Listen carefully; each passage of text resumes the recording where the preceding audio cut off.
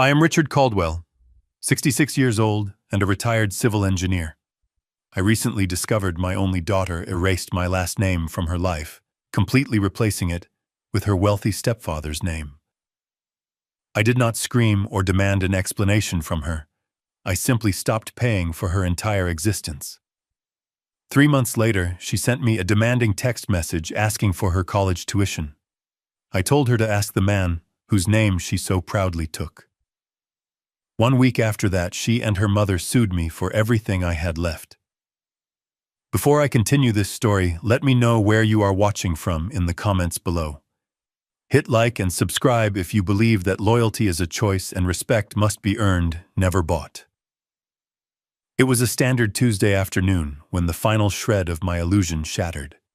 The sky was overcast, casting a flat gray light across my driveway as I walked out to the mailbox. Among the usual collection of utility bills and grocery store circulars, a thick cream-colored envelope stood out. The paper was heavy, expensive, the kind that required extra postage. It was addressed to my home, but the recipient name printed on the front made me freeze. It said, "To the parents of Sarah Winston." I stared at the elegant ink for a long time. My daughter was born Sarah Caldwell. For 21 years, she was a Caldwell. The envelope had not been sent by her. It was an automated mailing from her prestigious university, evidently pulling from their updated registrar database but accidentally using her permanent home address on file instead of her campus apartment. I slid my thumb under the wax seal and pulled out the invitation. The bold gold lettering gleamed against the heavy cardstock. It read, "The Dean of Students cordially invites you to a banquet, celebrating the academic achievements of Sarah Winston." The physical pain in my chest was immediate and sharp. It was not a dull ache. It felt exactly like a physical blow beneath my ribs. I did not lose my daughter in a massive argument. I did not lose her to a tragic accident. I was completely erased with a bureaucratic pen stroke. She had gone to the courthouse, filed the paperwork, stood before a judge, and legally stripped my identity from her life. She did this while still living in the apartment. I paid for driving the car I bought and attending the university I financed. She had adopted the last name of Bradley Winston, the man her mother had left me for. She wanted the world to see her as his daughter, his legacy, his blood. The sheer calculation required to execute a legal name change without ever mentioning a single word of it to me was staggering. It meant every phone call we shared over the past year, every time she cheerfully asked me to transfer extra spending money, she was already secretly a Winston. I stood alone at the end of my driveway, the cold wind rustling the dry oak leaves around my feet, holding the undeniable proof of my own obsolescence. I walked slowly back into my quiet, empty house. I closed the front door and leaned against the solid wood, letting the profound silence of the hallway wash over me. I walked into the living room and looked at the framed photographs lining the mantelpiece. There was Sarah in her private high school uniform. I had worked mandatory overtime for 6 consecutive years to afford those tuition payments. I remembered the endless nights reviewing engineering blueprints until my eyes blurred, ensuring she would never have to take out a student loan. I remembered buying her that silver sedan for her 18th birthday, watching her drive away with her friends, feeling an immense pride that I could provide a safe, reliable vehicle for my only child. Patricia, my ex-wife, had always mocked my cautious financial planning. 10 years ago, she packed her bags and walked out the door claiming I was too boring, too predictable, too focused on the future instead of enjoying the present. She walked straight into the waiting arms of Bradley Winston.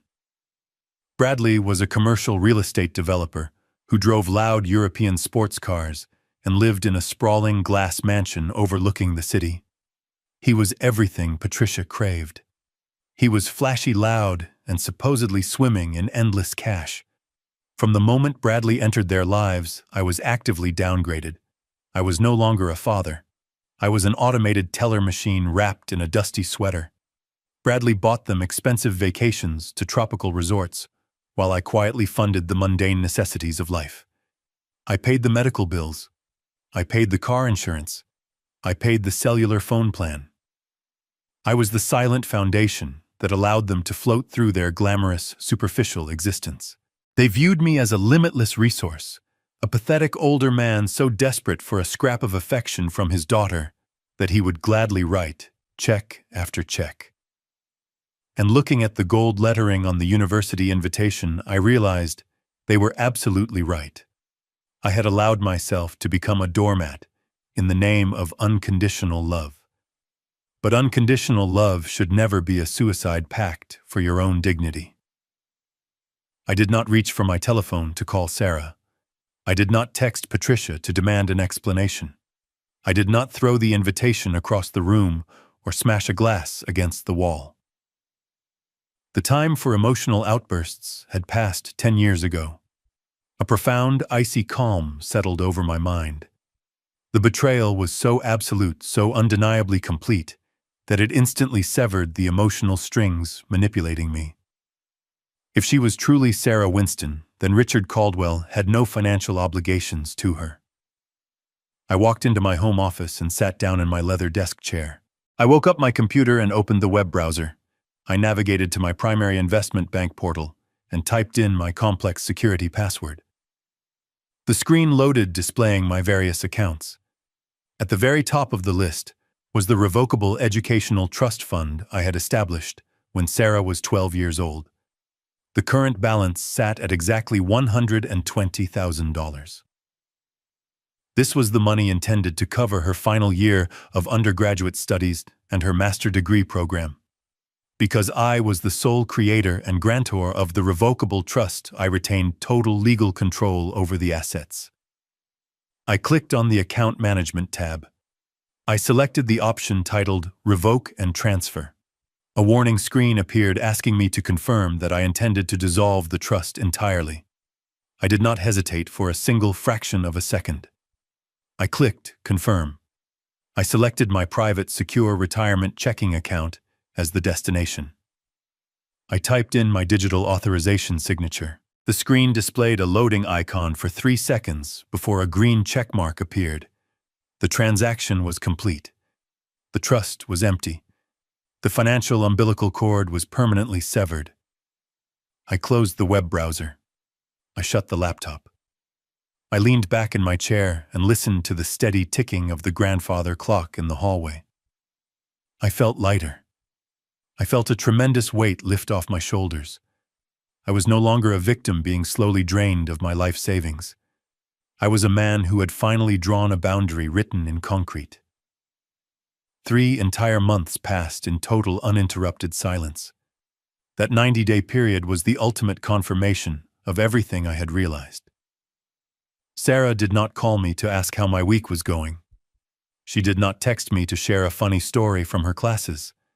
She did not reach out for Father Day. She only ever contacted me when she needed a financial injection.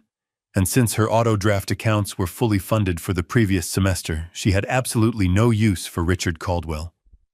The silence did not hurt me anymore. It simply proved my hypothesis. The seasons changed, the weather grew colder, and my life continued peacefully. Then, on a Thursday evening, while I was cooking a quiet dinner, my cellular phone vibrated on the kitchen counter. The screen lit up with a message from Sarah. I dried my hands on a towel and picked up the device. The text message did not contain a greeting. It did not say hello. It read exactly as follows. Dad, my college tuition is due tomorrow morning. The university portal says the auto-draft payment failed. Fix it right now, or they are going to drop my classes. The sheer arrogance of the demand was breathtaking. She did not ask if there was a problem with the bank. She issued a direct order to a man whose last name she had legally discarded in a courtroom. I looked at the glowing screen for a long moment. I did not feel a shred of guilt. I opened the keyboard and typed out my response. I did not use capital letters to yell. I did not use exclamation points to convey anger. I simply stated a biological and legal fact. I wrote, "Ask your stepfather. You made your choice." I pressed send. I watched the message deliver. I then tapped on her contact profile. I scrolled down to the bottom of the screen and pressed the button labeled Block This Caller. I confirmed the action. I placed the phone back down on the granite counter and returned to stirring my dinner. The bridge was not just burned. I had detonated the explosive charges and watched the concrete pillars fall into the river below. Exactly 1 week later, the consequences of my silence arrived at my front porch. It was a crisp Wednesday morning. I was in my garage organizing my heavy tool chest when the doorbell rang. I wiped my hands on a shop rag and walked through the house to the front entryway. I opened the solid oak door. A tall man in a cheap gray suit stood on my welcome mat. He held a thick clipboard and a heavy manila envelope. He looked at me with a completely bored expression and asked if I was Richard Caldwell. I confirmed my identity. He thrust the heavy envelope into my hands, stated that I was officially served, and immediately turned around to walk back to his idling sedan. I closed the door and looked down at the package. I walked into the kitchen, grabbed a silver letter opener, and sliced through the thick paper tape. I slid the contents onto the kitchen island. It was a massive legal binder filled with dozens of pages of densely packed legal jargon. I flipped to the primary complaint form. The plaintiffs were listed as Patricia Lawson and Sarah Winston.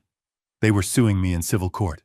I scanned down to the monetary damages section. They were demanding $150,000. The official charge listed on the document was breach of contract and intentional infliction of financial distress. I stared at the crisp black ink.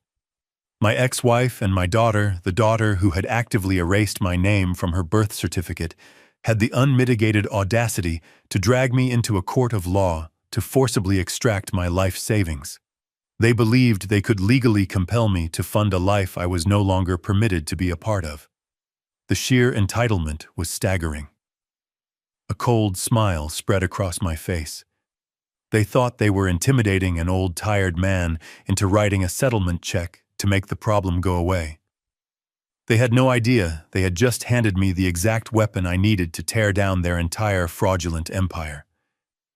The silent adjustment was over. The active demolition was about to begin.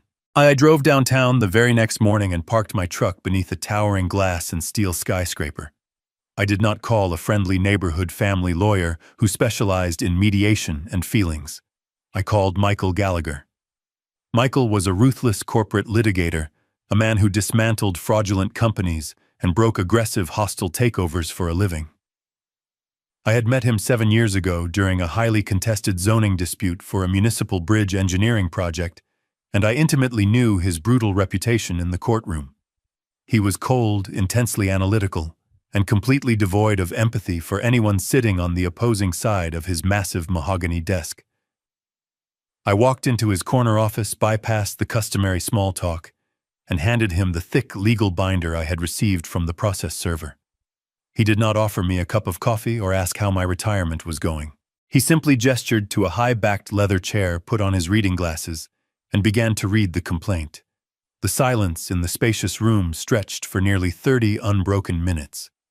The only sound was the crisp, methodical turning of heavy paper and the faint, distant hum of city traffic 30 floors below our windows. I sat perfectly still and watched his eyes scan the dense paragraphs, waiting for him to locate the legal trap my ex-wife and my daughter had supposedly set for me. Finally, he closed the heavy binder and took off his silver-rimmed glasses. He looked at me with a completely flat, unreadable expression. He asked me if I specifically remembered signing a post-marital financial addendum on the 7th of October, exactly 5 years ago. I stared at him in genuine, profound confusion.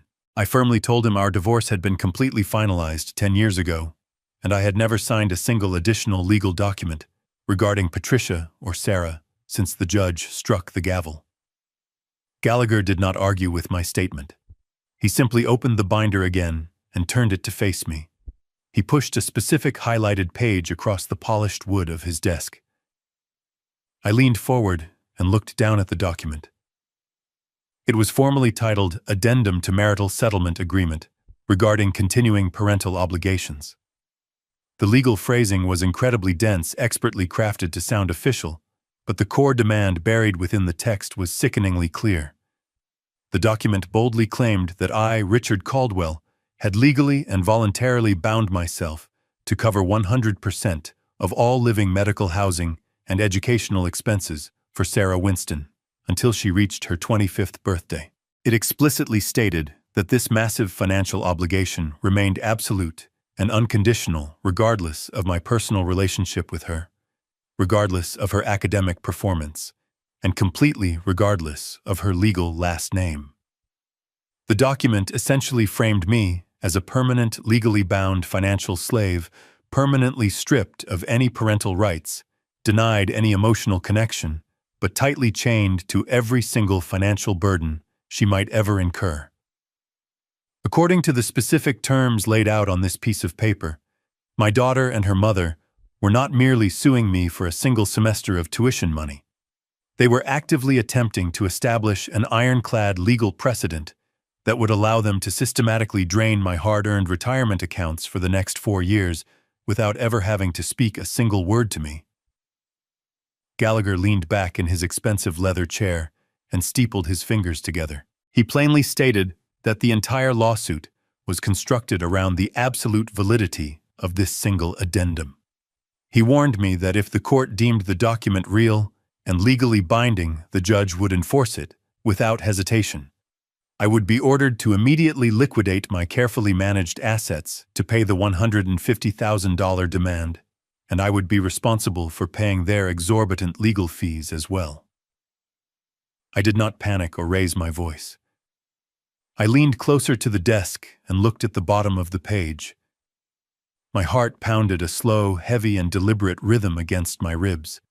I pointed to the dark blue ink at the very end of the final paragraph. I told Michael to look very closely at the signature. I stared at the dark blue ink curving across the white paper. To an untrained eye or a bored courtroom clerk skimming through files, it looked exactly like my handwriting. The loops were tight, and the letters leaned slightly to the right, just as they always did when I signed checks. But I had spent 40 years drafting complex structural schematics where a single millimeter of error meant a massive building could collapse. I knew my own physical habits perfectly. I knew the precise angle and pressure of every stroke. I pointed my index finger directly at the capital letter at the beginning of my first name. I explained to Michael that I always lift my pen completely off the paper before starting the downward stroke of the first curve. It was an old drafting habit. The signature printed on this legal document did not have that microscopic break in the ink line. The person who forged this had drawn the entire letter in one continuous motion. They had practiced tracing my name, but they did not know the invisible mechanics behind how I wrote it. Gallagher leaned in closer and held the paper up to the natural light streaming through his window. He studied the ink before carefully lowering the document back to his desk. He did not seem surprised. He had spent his entire career swimming with corporate sharks. He stated that proving a forgery in a civil court often required an expensive handwriting expert, and even then judges could be unpredictable. He told me we needed something far more undeniable than a missing pen stroke to completely destroy this lawsuit. He slid his reading glasses back down his nose and focused his attentions on the bottom right corner of the page. He pointed at the circular black ink stamp pressed over the typed date. It was a formal notary public seal. The legal system heavily relied on the absolute integrity of these official stamps. For a financial addendum like this to hold absolute power in a courtroom, a licensed state notary had to swear under penalty of perjury that they personally verified my identity and physically watched me sign the paper. Gallagher read the tiny print inside the circular stamp aloud. The name of the licensed notary was Kelly Higgins. He turned his heavy leather chair toward his computer monitors and began typing rapidly. The sharp clacking of his keyboard filled the quiet room. He had direct access to comprehensive legal directories and corporate employment databases. I watched the bright reflection of the scrolling screens flicking across his face. Less than 2 minutes later, the rapid typing abruptly stopped. A slow and dangerous smile crept across his face. He turned back to me and crossed his arms over his chest. He informed me that he had located Kelly Higgins in the state registry. She was not an independent clerk working at a local bank branch. She was currently employed as a senior administrative assistant. I asked him exactly who she worked for. Gallagher leaned forward and delivered the killing blow. She worked at Winston Commercial Real Estate. She was directly employed by Bradley Winston. The scattered puzzle pieces violently snapped together into a perfectly clear picture. This was not simply a case of my greedy daughter and my bitter former wife trying to squeeze a few extra dollars out of my retirement fund. This was a highly coordinated criminal conspiracy.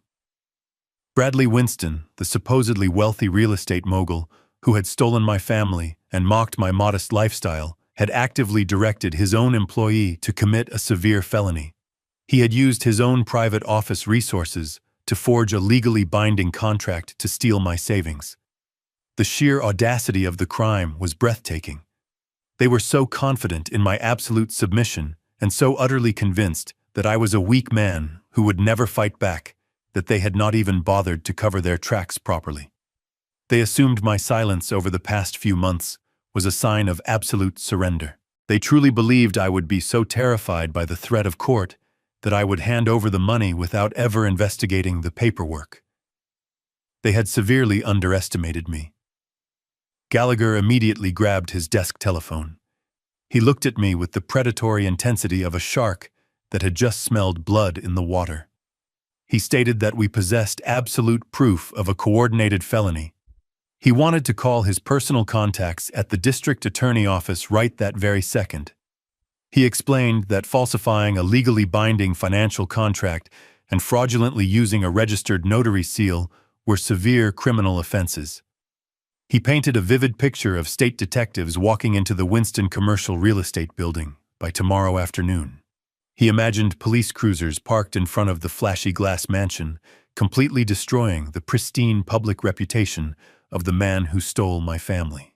Gallagher promised me that we could have the wealthy stepfather arrested and formally charged before the weekend even began. I listened to his aggressive pitch.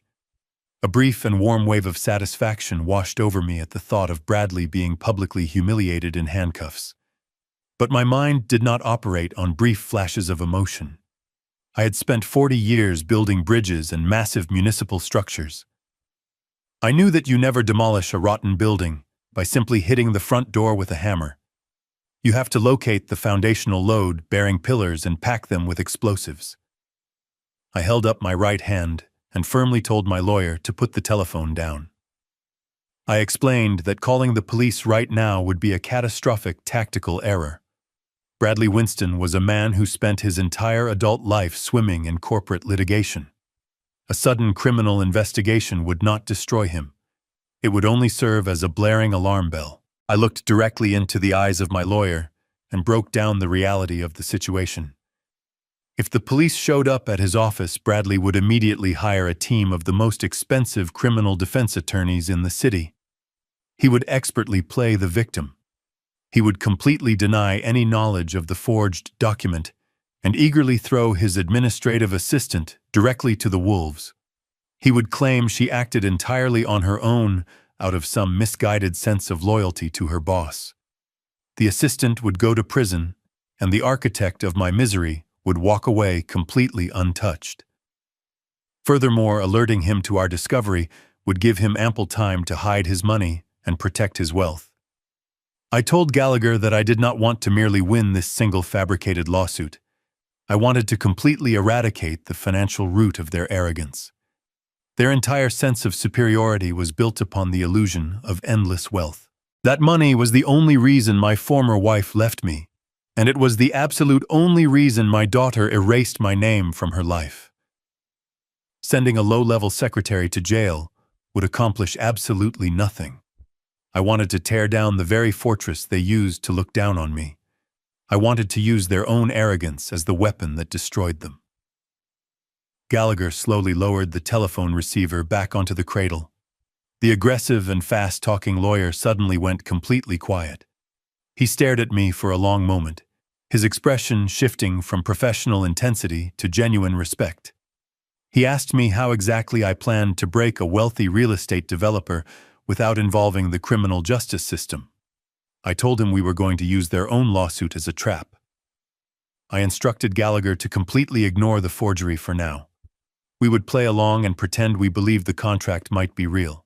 We would file a standard defense against their breach of contract claim, which would automatically push the lawsuit directly into the formal civil discovery phase.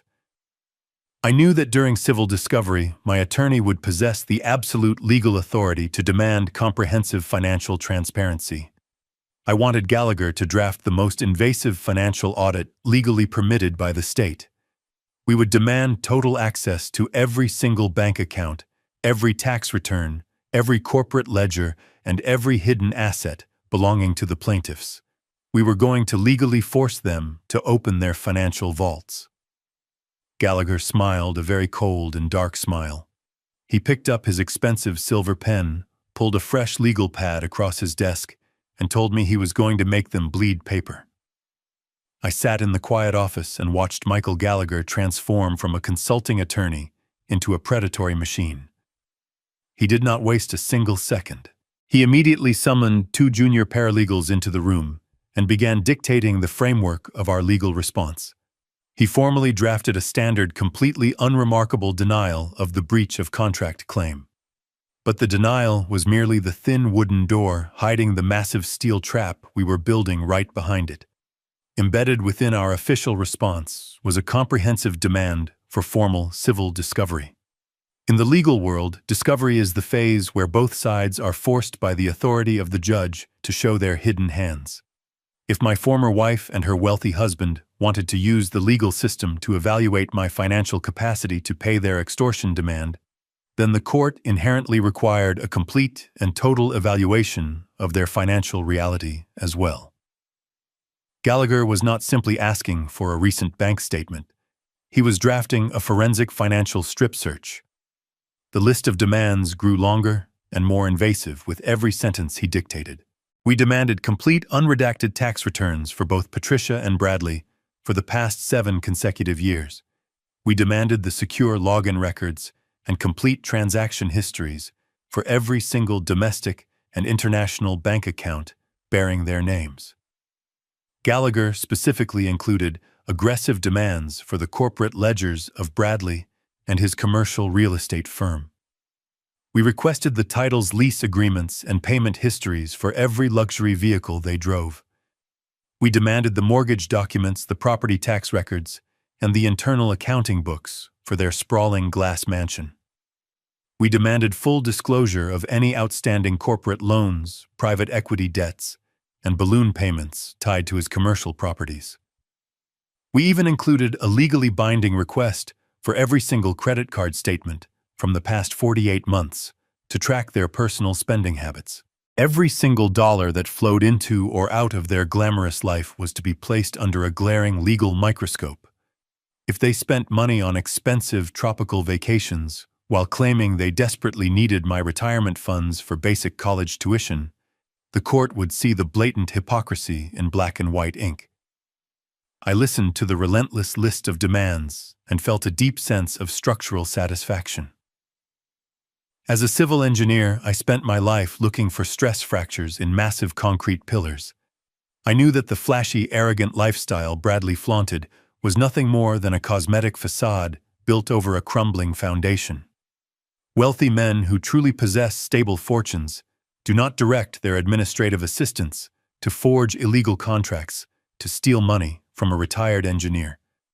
They do not desperately need an unexpected $150,000. I knew in my bones that Bradley was drowning in invisible debt. His expensive suits and European sports cars were merely the paint hiding the rust. This discovery request was the equivalent of taking a massive sledgehammer to his fragile drywall. By legally forcing him to produce these documents, we were giving him a terrifying choice. He either had to turn over the paperwork and expose his financial ruin to the court, or he had to refuse the judge and face immediate legal sanctions and the total collapse of his own lawsuit. Within 2 hours, the massive document was perfectly formatted, printed and bound in heavy blue legal folders. The sheer physical weight of the paper felt like a weapon. Gallagher personally signed the final page with a thick black pen, his signature sealing their fate. He handed the document to a trusted legal courier with explicit instructions to file it directly with the county court clerk before the building closed. He also ordered the courier to serve a certified tracked copy immediately to the opposing counsel representing Patricia and my daughter. I thanked Michael for his precision and walked out of the towering glass building. I stepped into the bright afternoon sunlight and took a deep breath of the city air. I climbed into the cab of my reliable truck, the same truck they always mocked for being old and unrefined, and started the engine.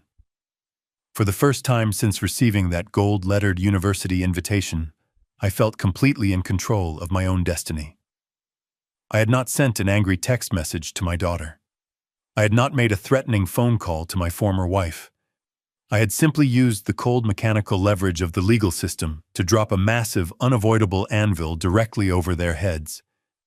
The trap was perfectly engineered and fully armed. Now all I had to do was sit back and wait for the rope to snap. 48 hours. That was exactly how long it took for the massive steel trap to snap shut on the leg of Bradley Winston. I was sitting at my kitchen island on Friday morning, drinking a cup of black coffee and reading the local newspaper. My cellular phone vibrated violently against the granite countertop. I glanced down at the glowing screen. The caller identification displayed an unlisted number. I usually ignore unknown callers, but a deep mechanical instinct told me exactly who was waiting on the other end of the line. I picked up the device and accepted the call. I did not say a word. I did not offer a polite greeting. I simply held the phone to my ear and listened to the rapid, shallow breathing on the other side. The voice that finally broke the silence was tight-strained and completely stripped of its usual arrogant confidence. It was Bradley. He did not bother with the customary condescension he usually reserved for me. He immediately launched into a frantic, fast-paced monologue. He sounded exactly like a man who had just looked over the edge of a deep cliff and realized the ground was rapidly crumbling beneath his expensive leather shoes. He started his pathetic speech by shifting the blame entirely onto my former wife. He claimed Patricia had severely overreacted by filing the lawsuit and that the entire legal situation had simply gotten completely out of hand. He told me that family members should never involve ruthless lawyers and drag their private business through the public court system. The absolute hypocrisy of his statement was almost comical, considering he was the exact person who authorized the forged contract inside his own commercial real estate office. He then abruptly shifted his tone from defensive to conspiratorial. He lowered his voice into the receiver, acting as if he were letting me in on a highly exclusive corporate secret. He told me he wanted to act like a gentleman and make the entire problem go away right now. He offered to personally write me a certified cashier check for $100,000 by the end of the business day. The only condition was that I had to immediately instruct my attorney to drop the financial discovery demands and sign a mutual non-disclosure agreement. He aggressively promised that if I took the cash, Sarah would formally withdraw the lawsuit, and I would never have to hear from them again. He framed the proposal as a massive, lucky victory for me. He actually tried to sound generous. I remained completely silent on my end of the line, letting his desperate words hang in the air. My mind rapidly processed the undeniable reality hidden beneath his frantic offer. The mathematics of his proposal made absolutely zero logical sense. If Bradley was truly the invincible wealthy mogul he pretended to be, and if he genuinely believed his forged contract was legally watertight, he would simply let his expensive lawyers crush me in court to collect the full $150,000. Wealthy men do not frantically offer to pay their victims a massive sum of money just to stop a routine financial audit. They only do that when the audit is guaranteed to expose a lethal, catastrophic secret. His sudden willingness to part with $100,000 proved beyond any shadow of a doubt that his corporate empire was completely hollow. Whatever toxic financial disaster he was hiding inside those private corporate ledgers was infinitely worse than the money he was offering me. He was utterly terrified of the light. I took a slow, deliberate sip of my black coffee. I spoke directly into the receiver with a calm, flat, and measured voice. I told Bradley that my retirement accounts were already perfectly funded, and I had absolutely no need for his dirty money. I told him I eagerly looked forward to reading his complete corporate tax returns in court next month. I ended the call without waiting for his response, and permanently blocked his number. I hung up the telephone and deliberately left my device resting on the cool kitchen counter. I knew my legal demand for absolute financial transparency would soon yield a massive mountain of complex documents. I also knew I desperately needed a highly specialized mind to read them. I was a civil engineer. I understood the predictable physics of steel and concrete. I did not understand the chaotic shell games played by desperate corporate executives. I needed someone who could look at a spreadsheet and instantly spot the hidden fractures. I called a man named William Hughes. William was a retired forensic accountant who used to work for the federal government. I knew him from my days managing city development contracts. He was a quiet and meticulous man who hunted tax evaders for sport. I drove directly to his modest brick house on the edge of town and explained the situation. I told him about the forged contract, the lawsuit, and the frantic phone call I had just received. William did not smile or express any outrage. He simply asked me to bring him the legal discovery files the very moment my lawyer secured them. He promised me he would personally map out every single dollar moving through the Winston household. 3 weeks later, the court formally ordered Bradley to comply with our discovery demands. A digital hard drive arrived at my house containing thousands of pages of corporate ledgers, tax returns, and bank statements. I took the drive straight to William. We sat in his basement office for 3 consecutive days. The room was filled with the soft hum of computer servers and the familiar smell of old paper. I watched as William aggressively tore into the financial architecture of Winston commercial real estate. He projected the complicated banking networks onto a large white screen on his wall. To me, it looked like a tangled web of meaningless numbers, but William read the dense spreadsheets the way I read structural blueprints. He methodically tracked the money flowing between personal accounts and corporate holdings. He highlighted massive and completely unexplained money transfers. He found shell companies that existed only on paper to hide mounting debts. It was a masterclass in organized financial deception.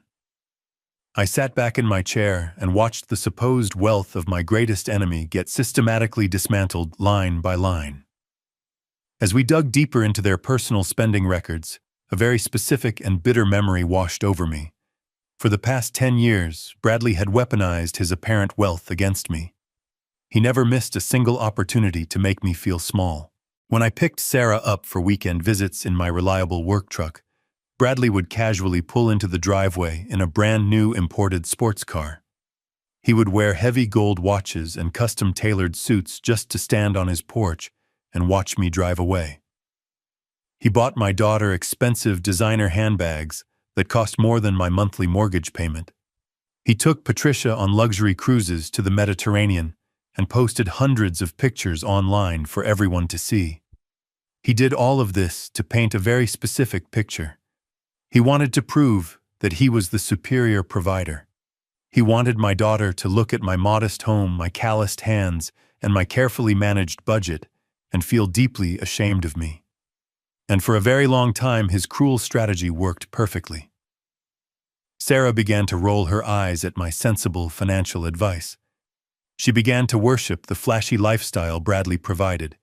She bought into the illusion completely. But sitting in that dark basement staring at the projected spreadsheets, the entire 10-year illusion violently evaporated. William pointed to the long rows of data detailing their personal expenses. He showed me the vehicle registration documents. Bradley did not own a single one of those exotic sports cars. They were all leased under highly predatory terms. He pointed to the credit card statements. The luxury Mediterranean cruises and the designer handbags were not paid for with actual cash. They were entirely financed through high-interest revolving credit accounts. The massive glass mansion was mortgaged to the absolute maximum limit. There was virtually zero equity in anything he touched. Bradley was not a wealthy man. He was a master illusionist drowning in a bottomless ocean of high-interest debt. He used the bank money to purchase the loyalty of my former wife and the conditional love of my daughter. He built a towering castle out of plastic credit cards, and he used it to look down on a man who actually owned the solid ground he stood on. William turned away from the bright screen and looked directly at me. He stated that the personal debt was staggering, but he had found something much worse buried inside the corporate ledgers. The foundation was not just cracking, it was about to completely collapse.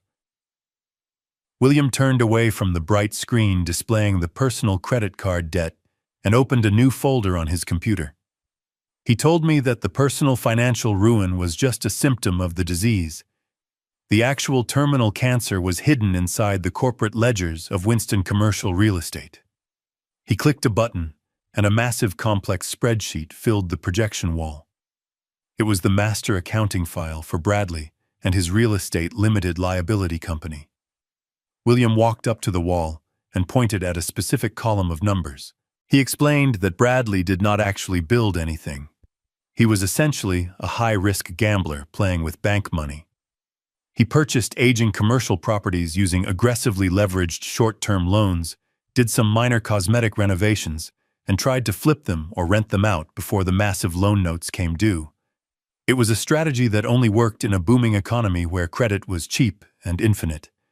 But the economy had shifted, the credit had dried up, and Bradley was caught completely exposed. William highlighted a specific property address on the spreadsheet. I instantly recognized the street name. It was a prominent commercial building downtown, a sleek office complex that Bradley always referred to as his flagship achievement. He used to host extravagant holiday parties in the penthouse suite, just to show off his supposed dominance in the local market. William tapped his finger against the projected numbers and dismantled the illusion. Bradley did not own that building. A private equity firm owned the paper on that building. Bradley had financed the entire purchase through a highly predatory commercial loan structure. And according to the contract William found buried in the digital files, the loan had a massive non-negotiable balloon payment attached to it. I asked William what a balloon payment actually meant in this context. He turned to me and explained the brutal reality of commercial lending. Bradley had been paying only the bare minimum interest on the massive loan for the past 5 years. He was essentially just renting the money. But the 5-year term was expiring. The private equity firm was now legally demanding a massive lump sum payment to keep the loan out of default. William highlighted the exact due date on the screen. The payment was due in exactly 28 days. I looked at the amount required. The number was $95,000. If Bradley failed to wire that exact amount of money to the private equity firm before 5 in the afternoon on that specific Friday, the lender would immediately seize the flagship property trigger, a cascading default on his other loans, and completely bankrupt his entire corporate empire. I sat forward in my chair and asked the most important question. I asked William exactly how much actual liquid cash Bradley had sitting in his corporate and personal bank accounts to cover that impending payment. William did not say a word. He simply typed a command into his keyboard. The screen shifted to display the combined total of every single bank account tied to Bradley Patricia and the commercial real estate company. The number glaring back at me from the white wall was staggering. It was less than $2,000. They had absolutely nothing. Their liquid assets were effectively zero. Bradley was a man standing on the train tracks, completely frozen, watching a massive freight train speeding directly toward him, with no way to jump out of the way. The profound silence in the basement was deafening. The final massive puzzle piece clicked into place with absolute terrifying clarity. The entire lawsuit had absolutely nothing to do with my daughter or her college tuition. Sarah dropping out of her university classes was not a tragedy caused by my lack of financial support. It was a calculated sacrifice. Patricia and Bradley were literally days away from losing their entire fake empire. They were utterly desperate. They looked around their sinking ship, realized they had alienated everyone they knew, and decided that the quiet, dependable retired engineer was their only remaining lifeline. They actively directed an employee to forge a legally binding marital addendum for $150,000 because that was the exact amount they needed to cover the $95,000 balloon payment, pay off their immediate credit card minimums, and keep their pathetic illusion alive for a few more months. They were willing to commit a severe felony to steal my life savings just to save his fragile ego. I did not feel angry. I felt an overwhelming wave of absolute power. I knew exactly how to destroy them. I sat in the dim light of the basement office and let the sheer magnitude of the financial ruin sink into my bones. The crumbling corporate empire of my former rival was a fascinating disaster to witness. But my mind kept returning to the very origin of this entire legal nightmare. I asked William to pull up the specific financial records regarding my daughter and her university expenses. The entire premise of their massive civil lawsuit was built upon the claim that my refusal to pay her tuition was actively destroying her academic future. If they were legally demanding $150,000 to secure her education, I wanted to see exactly where her previous tuition payments had gone. William nodded, and his fingers flew across the keyboard. He opened a new folder containing the bank statements for Sarah and her personal checking account. We traced the money flowing into her account from the previous semester. Everything looked normal at first glance, but William possessed the sharp eyes of a federal investigator. He noticed a massive discrepancy in the timeline of the most recent transactions. He cross-referenced her bank statements with the official university billing schedule that we had legally subpoenaed during the discovery phase. He pointed to a specific date on the screen. The university required all tuition payments for the current semester to be submitted by the second week of September. But there was no outgoing wire transfer to the university anywhere in September. There was no cashier check written to the registrar. In fact, the only large sum of money moving through her checking account was a partial tuition refund issued directly from the university billing office. I leaned closer to the projected screen and stared at the glowing numbers. I asked William to trace the origin of that specific refund check. He opened the digital copy of her official student transcript, which had been reluctantly buried at the very bottom of the discovery files by their legal team. He zoomed in on the section detailing the current academic semester. The page did not list a schedule of advanced honors classes. It did not display any midterm grades or laboratory fees. Across the center of the official university document, printed in stark black letters, was a single devastating word: withdrawn. My heart stopped beating for a fraction of a second. I told William to check the exact date of her official academic withdrawal. He highlighted the timestamp at the bottom of the registrar page. Sarah had formally dropped out of all her classes and completely severed her ties with the degree program more than 4 entire weeks ago. The timeline hit me like a physical punch to the stomach. She had withdrawn a full month before she ever sent me that demanding text message claiming her tuition autodraft had failed. She had dropped out weeks before the process server showed up at my front door with a heavy legal binder claiming my cruelty was ruining her education. The absolute and disgusting truth was completely laid bare in front of me. Sarah was not a dedicated student panicking about losing her classes. She was not a tragic victim of my supposed financial neglect. She was an active, willing, and eager participant in a massive criminal extortion plot. The entire lawsuit was a complete and total sham. There was absolutely no college tuition due.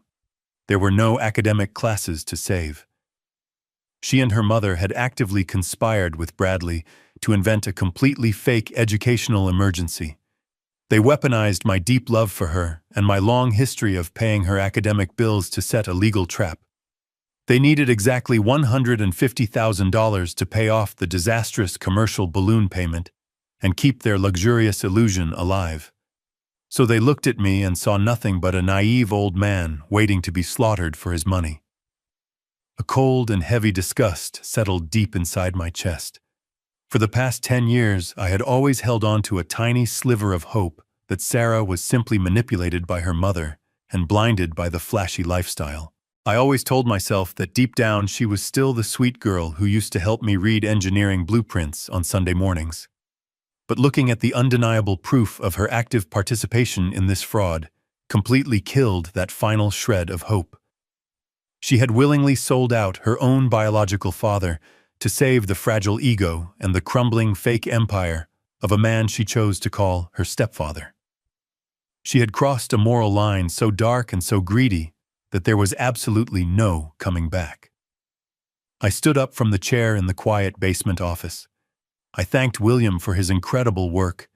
I knew exactly what I needed to do next.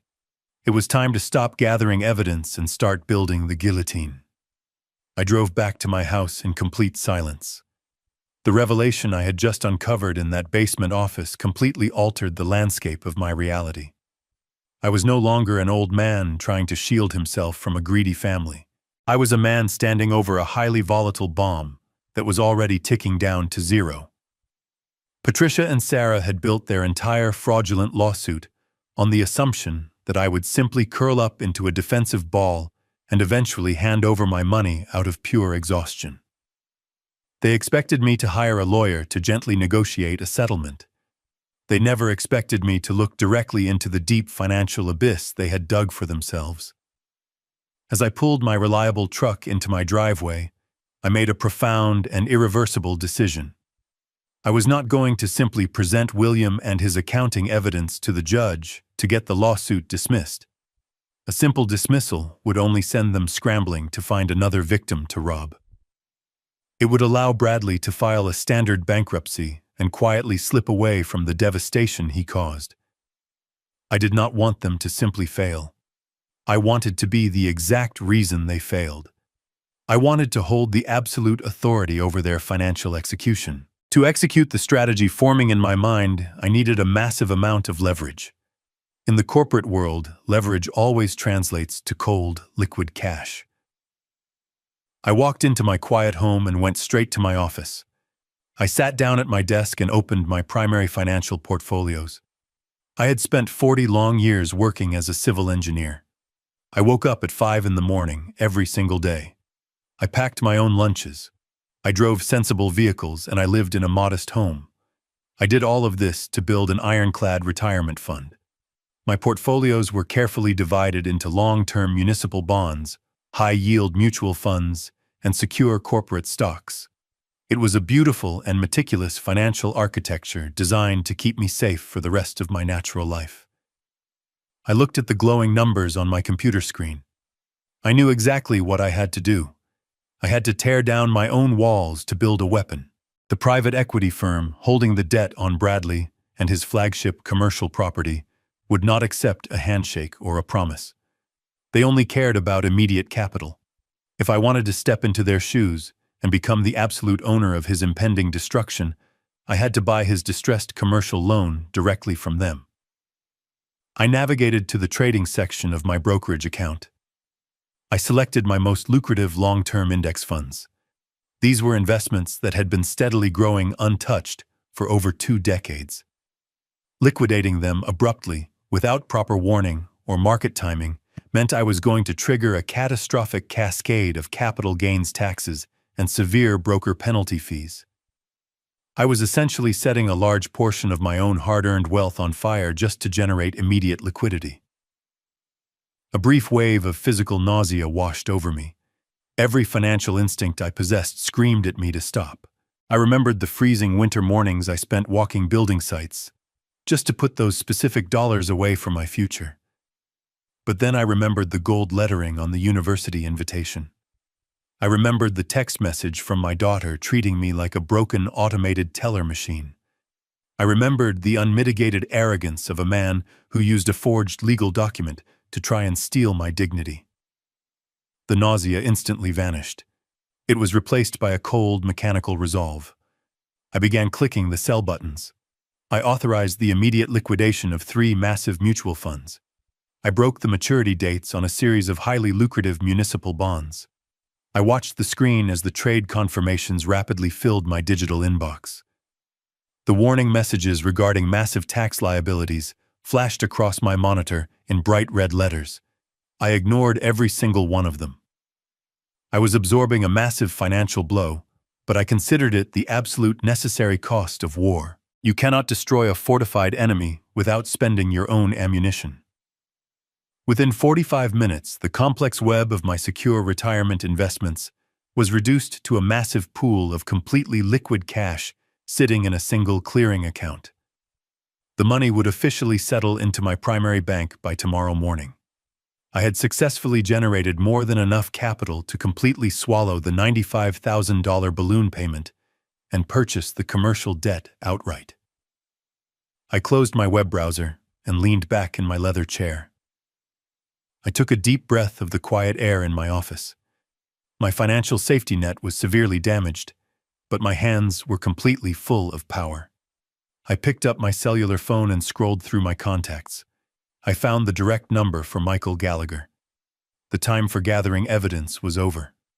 It was time to call my ruthless attorney and tell him exactly how we were going to buy the man who stole my family. I did not wait until the next morning to contact Michael Gallagher. I picked up my phone and called his direct office line immediately after the liquid cash settled into my primary clearing account. He answered on the second ring, sounding strictly professional and slightly rushed. I told him to clear his schedule for the next hour because I was driving downtown and we needed to have a face-to-face conversation. He tried to ask me if the forensic accountant had found a solid defense against the forged contract. I told him William had found something infinitely better than a simple defense. He had found the exact location of the enemy powder keg, and I had just purchased the match. I hung up the phone before he could ask another question. I grabbed my heavy coat and drove straight back to the towering glass skyscraper in the center of the city. I walked into his corner office and sat down in the heavy leather chair across from his desk. Gallagher looked at me with a sharp, curious expression. He had a yellow legal pad ready and his expensive silver pen poised over the paper.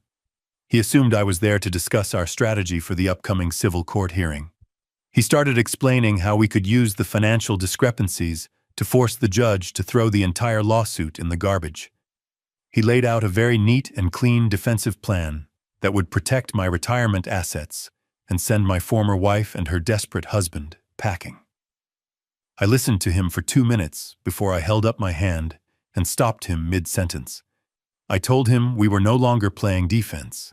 I told him that simply making the lawsuit go away was completely unacceptable.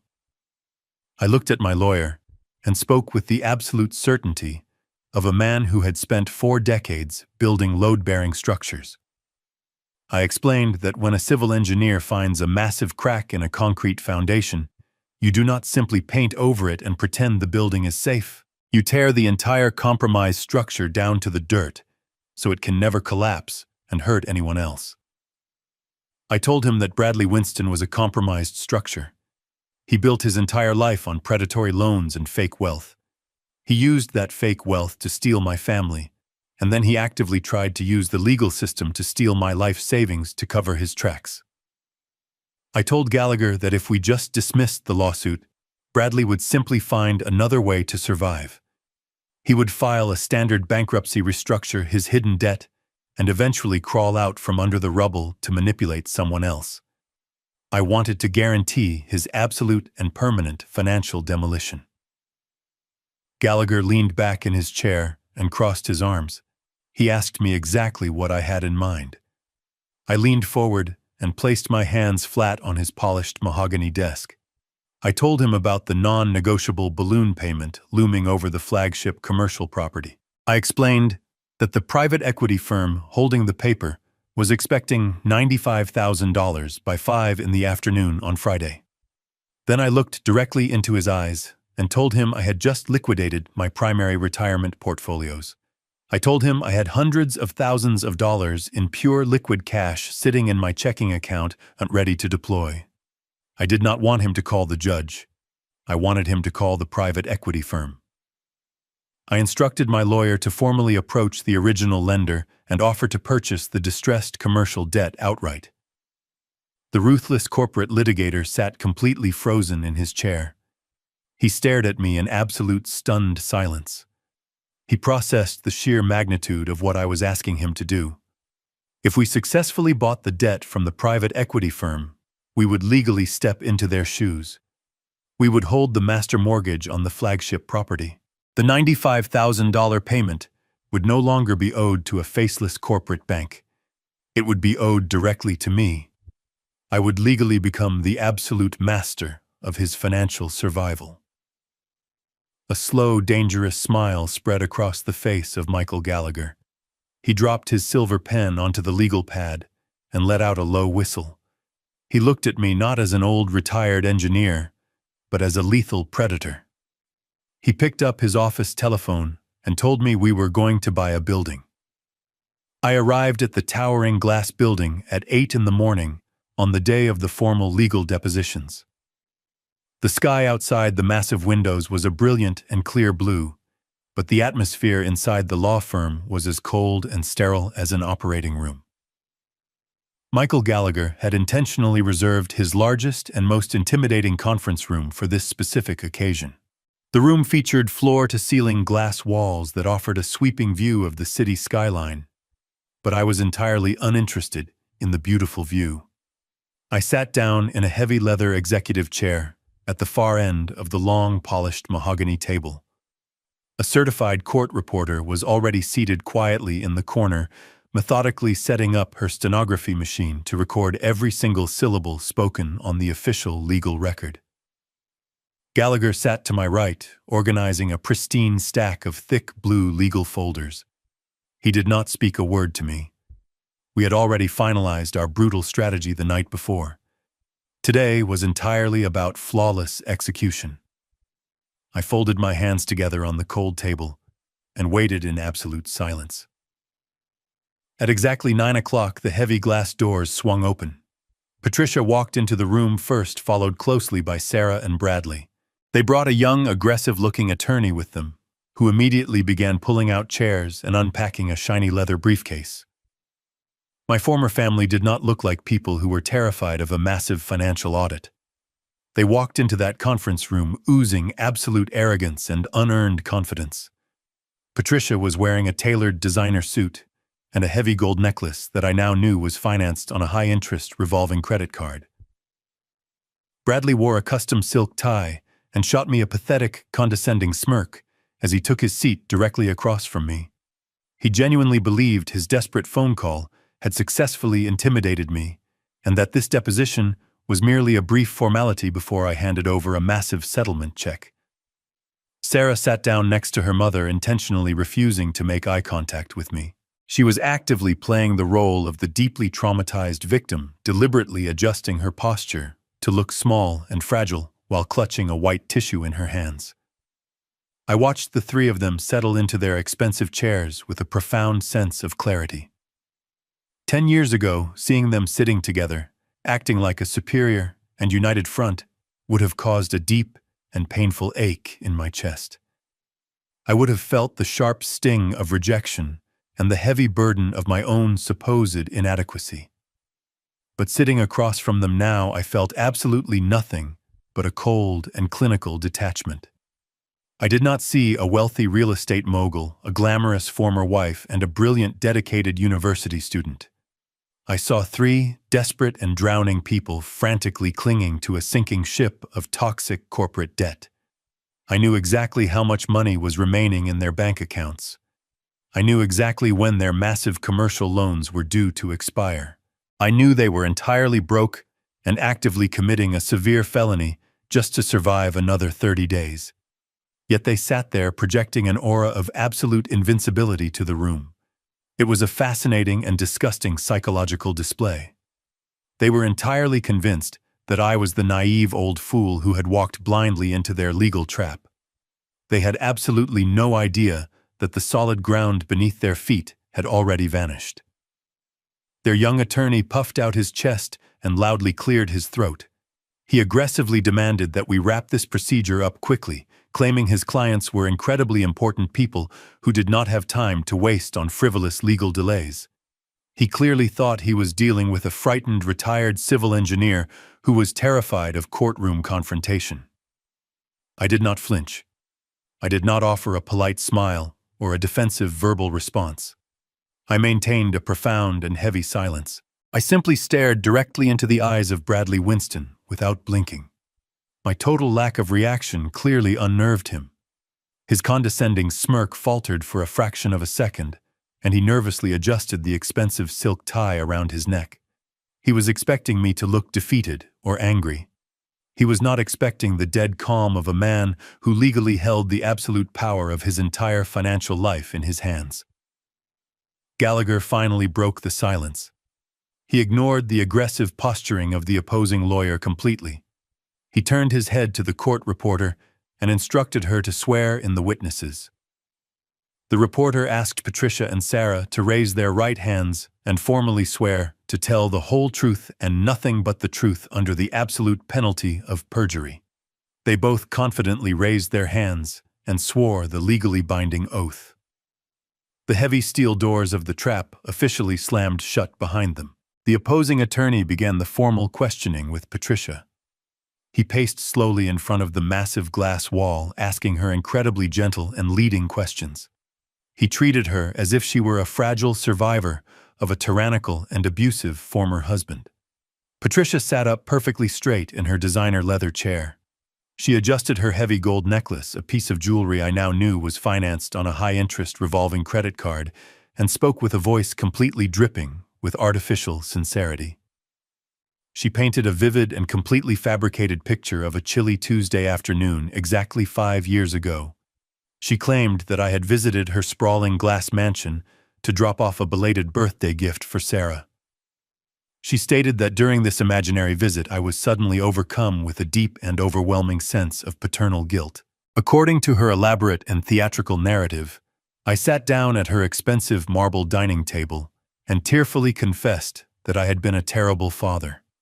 She claimed I desperately wanted to secure Sarah financially for the rest of her young adult life to make up for my emotional absence. She described my slumped posture, my supposed apologetic words, and even the expensive blue ink pen I supposedly pulled from my jacket pocket. It was a masterful, highly detailed performance. If I had not been the man sitting directly across the table, I might have actually believed her deeply moving story. The young lawyer walked back to the conference table and picked up a clean copy of the forged marital addendum. He held the thick document up in the bright morning air so the certified court reporter could clearly see the text. He asked Patricia to officially identify the paper for the legal record. She leaned forward, squinted slightly, as if she were carefully examining the complex legal jargon, and slowly nodded her head. She confidently stated that it was the exact contract we had discussed on that chilly afternoon. The lawyer then asked the most critical question of the entire morning. He asked her if she physically watched me sign my legal name on that specific piece of paper. Patricia looked directly into my eyes across the polished mahogany table. She did not blink. She did not hesitate or look away. She spoke in a loud, clear, and perfectly steady voice. She swore under the absolute penalty of perjury that she stood right next to my shoulder and watched me physically sign the contract. She cemented her massive lie into the official legal record. She had just committed a severe state felony while staring directly into the eyes of her former husband. The young attorney thanked Patricia and gently shifted his attention to my daughter. Sarah immediately changed her entire physical posture. She hunched her shoulders forward, making herself look incredibly small and deeply vulnerable. She pulled a fresh white tissue from her expensive designer purse and clutched it tightly in both hands. The lawyer asked her to describe her current academic situation at the university. Sarah let out a long, trembling sigh. She began to speak in a quiet, fractured voice that sounded exactly like a frightened and abandoned child. She talked about how incredibly hard she had worked to maintain her position in the prestigious honors program. She described the grueling late-night study hours, the incredibly difficult midterm exams she was supposedly preparing for, and her profound dedication to earning her advanced degree. She painted herself as a brilliant, exhausted, and devoted student who was simply trying to build a positive future for herself. Every single word she spoke was a meticulously rehearsed and calculated lie. I sat there silently remembering the official registrar document resting safely inside the blue folder of my lawyer. I remembered the single black word stamped across her official transcript: withdrawn. She was talking passionately about attending university classes she had completely abandoned over a month ago. The opposing lawyer stepped much closer to Sarah and lowered his voice to a highly sympathetic whisper. He asked her to explain exactly what would happen to her bright academic future if the court did not force me to honor the financial contract today. Sarah squeezed her eyes shut and forced a single highly dramatic tear to roll down her cheek. She took a shaky breath and delivered the final devastating blow.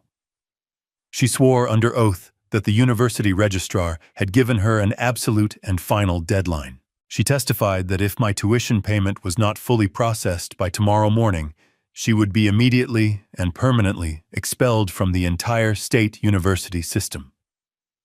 She looked directly at the court reporter and claimed that my extreme financial cruelty was intentionally designed to destroy her entire life.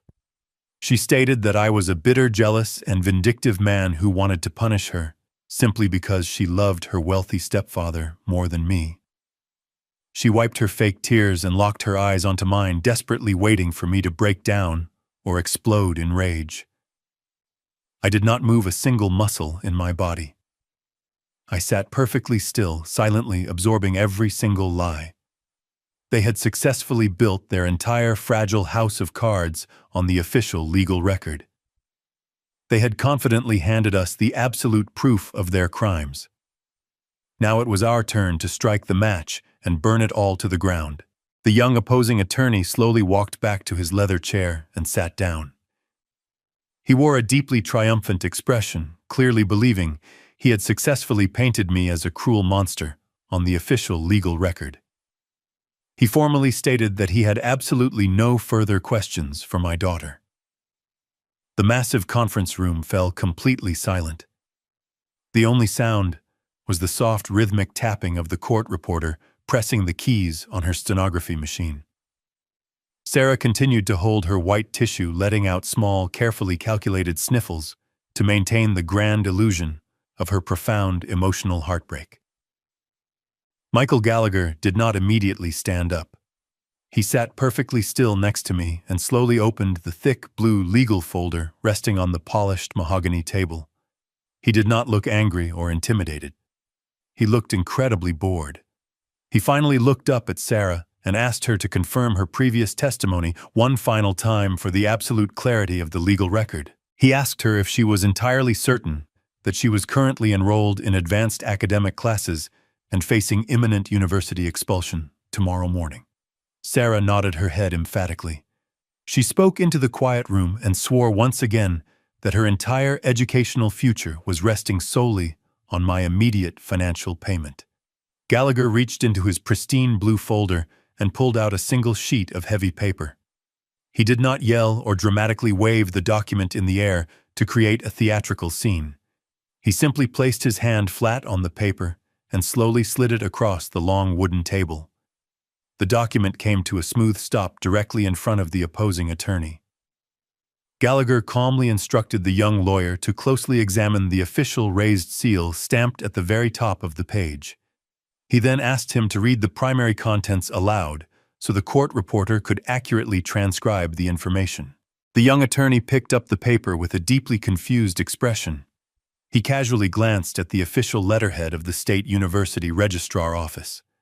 His eyes quickly scanned down to the bold text printed across the center of the page. I watched the triumphant arrogance completely drain out of his young face in a single fraction of a second.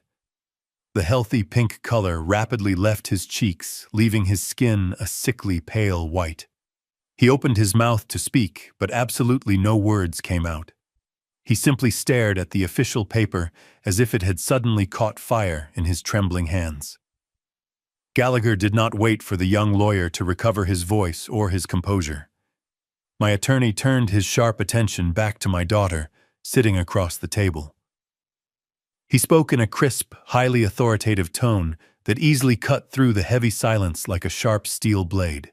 He informed the entire room that the piece of paper currently resting on the table was a legally certified copy of her official university academic transcript. He explicitly stated that we had lawfully subpoenaed the document directly from the university billing office during the mandatory civil discovery phase. He then looked directly into the wide eyes of my daughter and read the exact dates printed on the official state record. He noted that she had not attended a single academic lecture or laboratory session in over 5 entire weeks. He pointed out that her student tuition account had actually been credited with a substantial partial financial refund. He then raised his voice just enough to ensure the court reporter captured every single devastating syllable. He stated that Sarah Winston had formally and voluntarily withdrawn from the entire university system a full month before she ever filed this massive civil extortion lawsuit. The calculated sniffles echoing from my daughter instantly stopped dead. The fake tears glistening on her cheeks dried up in a matter of seconds. She dropped the crumpled white tissue onto the polished table. Her eyes widened in absolute naked terror. She looked wildly at her mother for some kind of immediate rescue. Patricia let out a sharp gasp and tightly covered her mouth with both hands, finally realizing they had walked completely blindly into a fatal legal trap. Bradley Winston violently gripped the armrests of his heavy leather chair. His condescending smirk was entirely gone, replaced by the panicked realization that their massive extortion plot had just spectacularly imploded on the permanent legal record. The young opposing attorney suddenly threw the certified letter down on the table and pushed his chair back violently. He realized his own clients had actively lied to him and manipulated him into presenting fabricated evidence to a sworn officer of the court. He began frantically whispering to Bradley, his voice trembling with genuine professional fear. The pristine, arrogant atmosphere of the glass conference room instantly shattered into a million jagged pieces. They were no longer untouchable predators demanding a massive cash settlement. They were 3 desperate criminals trapped in a locked room, rapidly suffocating under the crushing weight of their own documented lies. The young opposing attorney was still staring at the certified university transcript, his breathing incredibly shallow and rapid. He looked exactly like a man who had just realized he was driving a stolen vehicle straight into a solid concrete wall. Bradley Winston was fiercely whispering at him, demanding he do something to fix the catastrophic error. But Michael Gallagher was not finished. He did not give them a single moment to catch their breath or formulate a new lie.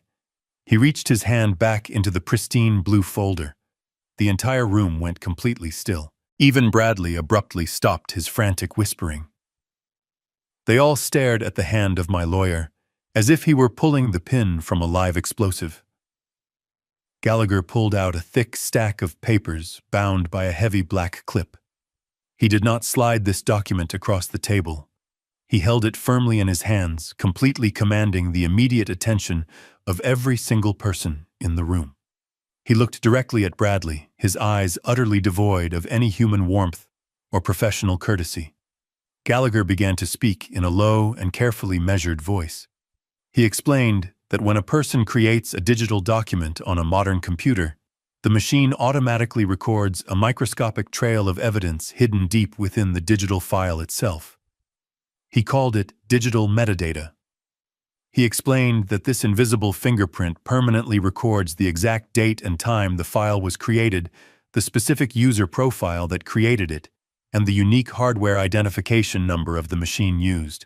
He then informed the breathless room that during the mandatory civil discovery phase, he had legally subpoenaed not just the physical paper copy of the supposedly binding marital addendum, but the original digital file that the notary public had claimed to print and stamp. Gallagher slowly flipped open the thick stack of technical papers. He stated that he had hired an independent and court-certified cyber forensics expert to extract and strictly analyze every single piece of metadata attached to their forged financial contract. He looked down at the highlighted page and began reading the undeniable results aloud. He stated that the digital file was not created 5 years ago on a chilly afternoon, like they had just sworn under oath. It was created exactly 4 weeks and 2 days ago. He read the exact timestamp of its original creation down to the very second. He then read the registered owner of the software license used to draft the document. He paused deliberately, letting the heavy silence stretch across the conference room, before loudly speaking the name, Winston Commercial Real Estate. He did not stop there. He read the unique Internet Protocol address and the physical hardware registry of the exact computer where the fraudulent file was originated. He looked directly into the terrified eyes of Bradley Winston and stated that the computer in question was currently sitting on the desk of an administrative assistant named Kelly Higgins. The healthy pink color completely drained from the face of the wealthy real estate developer. His jaw actually dropped open in pure shock. He suddenly realized that we had not just found a minor chronological flaw in their fabricated story. We had forensically documented their exact crime down to the very keyboard they used to commit it. Gallagher gently closed the thick technical report and placed it flat on the polished mahogany table. He turned his sharp gaze toward Patricia, who was currently trembling so violently that her expensive leather chair was actually shaking against the floor. He spoke to her with absolute and terrifying clarity. He reminded her that less than 10 minutes ago she had confidently sworn a legally binding oath before a certified officer of the court. He pointed his finger directly at the court reporter, whose hands were still methodically pressing the keys of her machine, recording every single devastating word. He stated that Patricia had explicitly testified to physically witnessing a man sign a document that did not even exist until 4 weeks ago. He informed her that she had just committed felony perjury on the official legal record. He then looked at Bradley and Sarah, pulling their entire pathetic conspiracy into the harsh light of reality. He stated that they had knowingly colluded to fabricate a fraudulent financial contract, utilize a fraudulent notary seal, and actively attempt to use the state judicial system to extort a massive sum of money. He leaned forward, resting his forearms on the cold table, and delivered the final, undeniable kill shot. He told them they were no longer simply greedy plaintiffs in a failing civil lawsuit. They were documented felons facing an active criminal conspiracy charge, and he possessed the absolute forensic proof required to send every single one of them to a federal penitentiary. I sat at the end of the long table and watched the absolute destruction of the people who had tried to erase me. I did not feel a single ounce of pity. I watched the arrogant facade of my former wife completely melt away, leaving behind nothing but the naked terror of a criminal caught entirely in the act. I watched my daughter physically shrink into her chair, realizing that her willing participation in this massive fraud was going to permanently brand her as a felon before her adult life even truly began.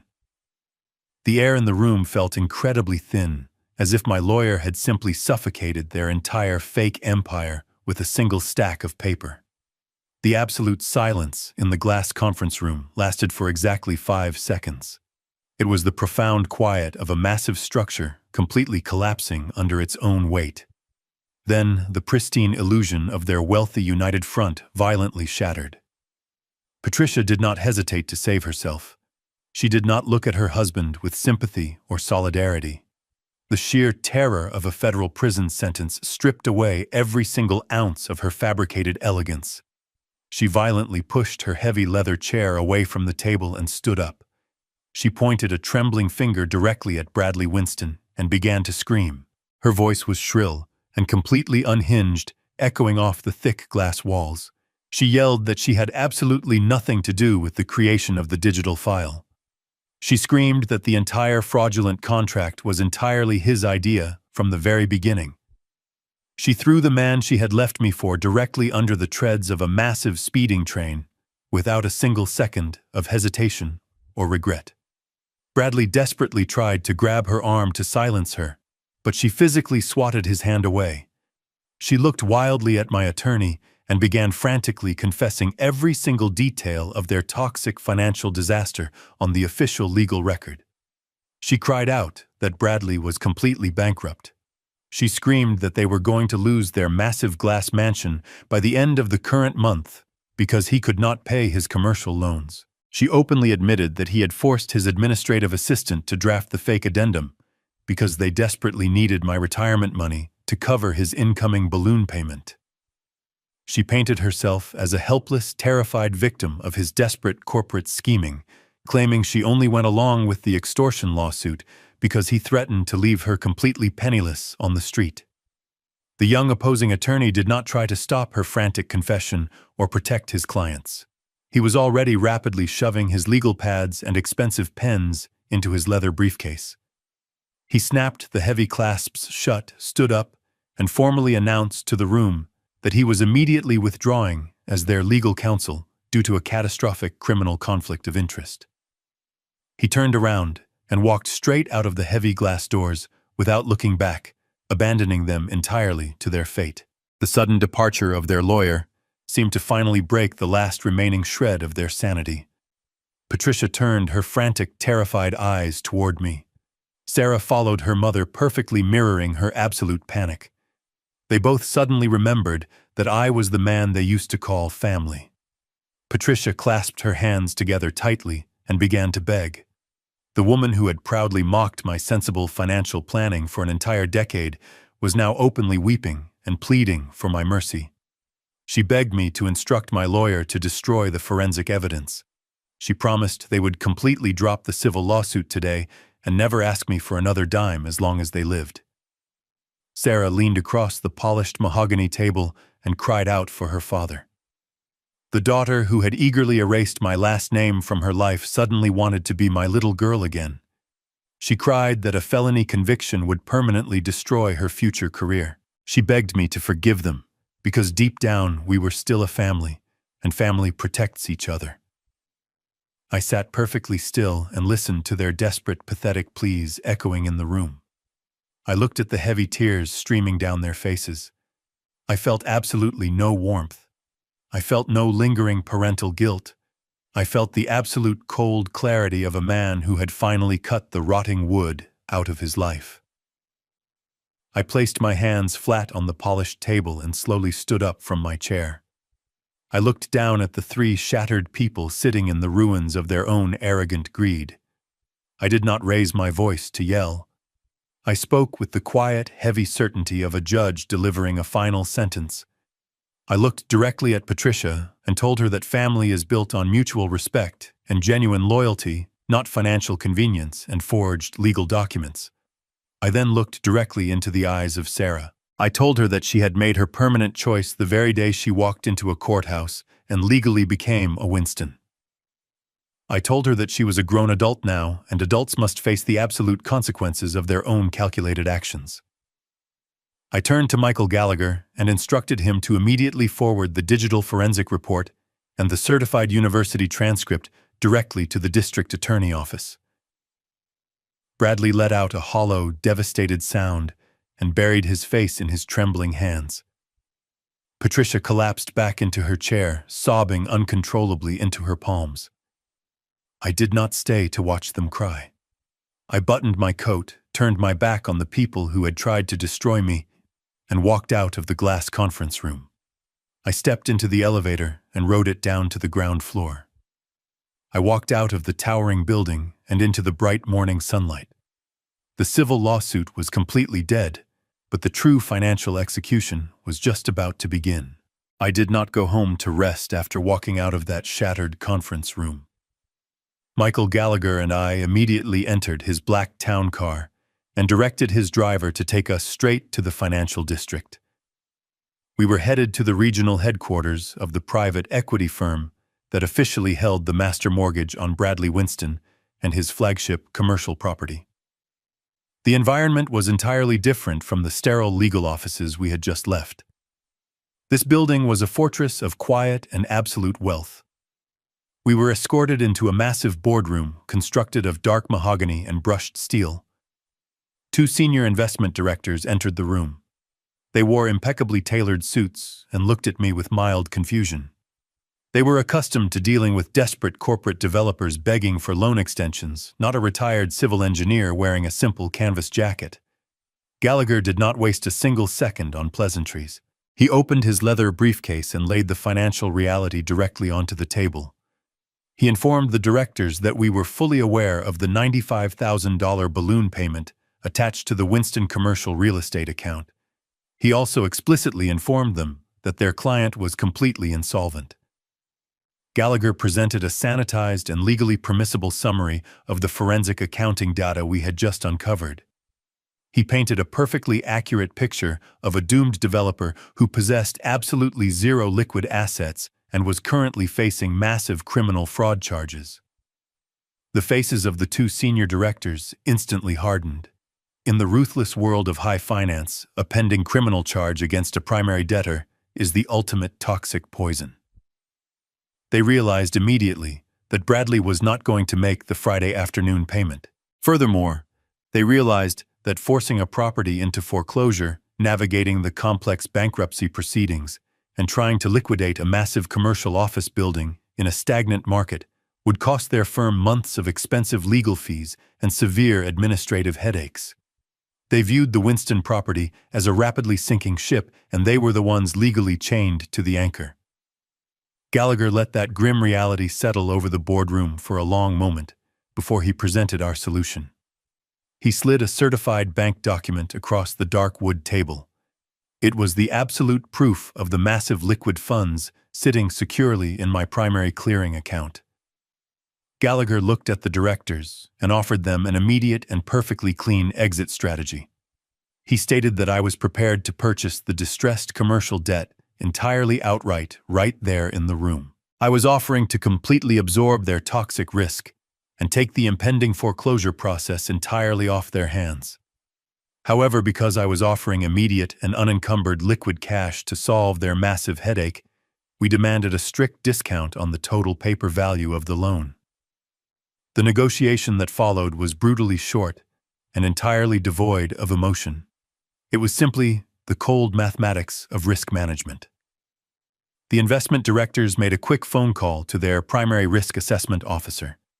They calculated the exorbitant cost of a prolonged legal battle against a bankrupt developer, weighed it against the beautiful simplicity of my immediate cash offer, and made their final decision.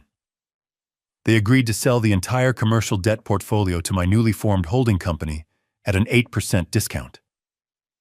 A team of corporate lawyers was immediately summoned into the boardroom to expedite the massive transaction. For the next 3 hours, I sat at the heavy mahogany table and systematically signed my legal name to dozens of complex financial transfer documents. I signed away the hundreds of thousands of dollars I had painfully extracted from my retirement accounts. But as I signed the final master contract, I did not feel a single ounce of regret. I felt the immense and undeniable weight of total leverage. The lead investment director shook my hand and handed me a thick leather binder containing the original loan agreements, the property deeds, and the legal right of absolute collection.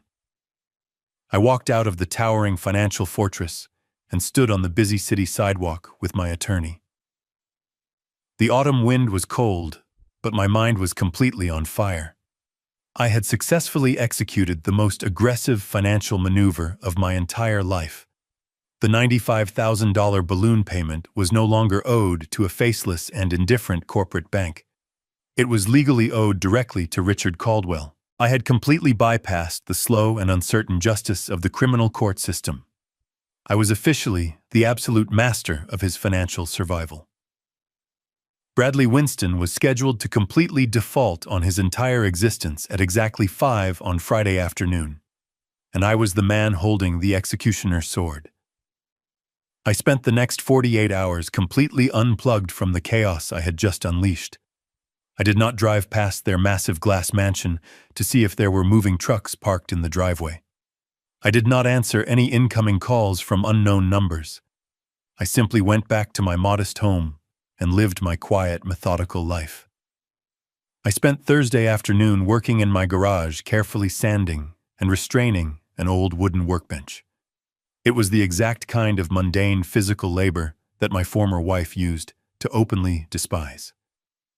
But as my hands moved the rough sandpaper over the wood, I felt a profound sense of absolute peace. I knew exactly what was happening on the other side of the city. I knew that Bradley Winston was currently drowning in a frantic, terrifying scramble for basic survival. I could picture his pathetic panic perfectly. He was likely screaming at his rapidly dwindling office staff, desperately trying to secure a last-minute emergency loan from private investors or shady creditors.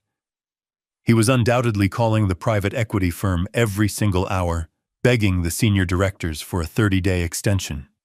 He had absolutely no idea that the investment directors he was begging no longer held the keys to his financial prison. He did not know that his frantic voicemails were being routed to an empty corporate inbox because the massive commercial debt had already been legally transferred to a holding company, completely controlled by the exact man he had just tried to rob. He was a blind man, running full speed toward the edge of a jagged cliff, entirely convinced he was still running on a safe paved road. Friday morning arrived with a cold, heavy rain that washed the city streets clean. I woke up at my usual time, brewed a strong pot of black coffee, and sat at my kitchen island. I did not go out to the garage today. I brought my laptop into the kitchen and opened the secure banking portal for my newly formed holding company. The digital interface was entirely blank. The designated receiving account for the $95,000 balloon payment showed a balance of absolute zero. The terms of the commercial mortgage I had purchased from the equity firm were incredibly strict and completely devoid of any grace periods. The contract explicitly stated that the massive lump sum payment had to be fully processed and cleared by the receiving bank no later than 5 p.m. on this exact calendar day. If the wire transfer did not arrive by that exact minute, the entire loan automatically triggered a catastrophic default clause. The hours ticked by with agonizing slowness. At noon, the account remained completely empty. At 3 p.m, my cellular phone rang. It was Michael Gallagher. He asked if the money had miraculously appeared in the holding account. I told him the balance was still zero. My lawyer let out a short, cold laugh. He stated that even if Bradley somehow managed to find a desperate loan shark willing to lend him nearly $100,000, the federal banking wire cutoff for the weekend was rapidly approaching. The window for a miraculous rescue was shrinking by the second. We stayed on the phone together, listening to the heavy rain beating against my kitchen window, watching the digital clock on my computer screen slowly march toward the absolute deadline. At 4:55, I felt a strange, heavy stillness settle into my bones. The entire 10-year saga of disrespect, the flashy leased sports cars, the condescending smirks, and the forged legal documents all narrowed down to a single silent countdown. 4:57, 4:58, 4:59. I stared directly at the glowing zero on the banking portal. The digital clock rolled over to exactly 5 p.m. I refreshed the secure web page one final time. The screen loaded instantly. The balance remained perfectly, undeniably at zero. The absolute deadline had officially passed. The banking wire window was permanently closed for the weekend. Bradley Winston had completely failed to make the payment. He was no longer just a struggling real estate developer trying to secure an extension on a bad investment. He was officially and legally in total default.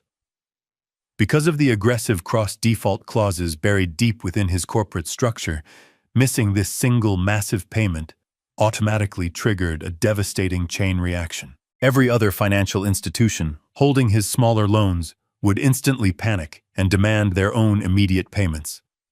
He had just lost his flagship commercial property and completely doomed his entire corporate empire. I spoke into the telephone and told my attorney that the account was empty. Gallagher did not celebrate loudly. He simply stated that the trap was completely locked.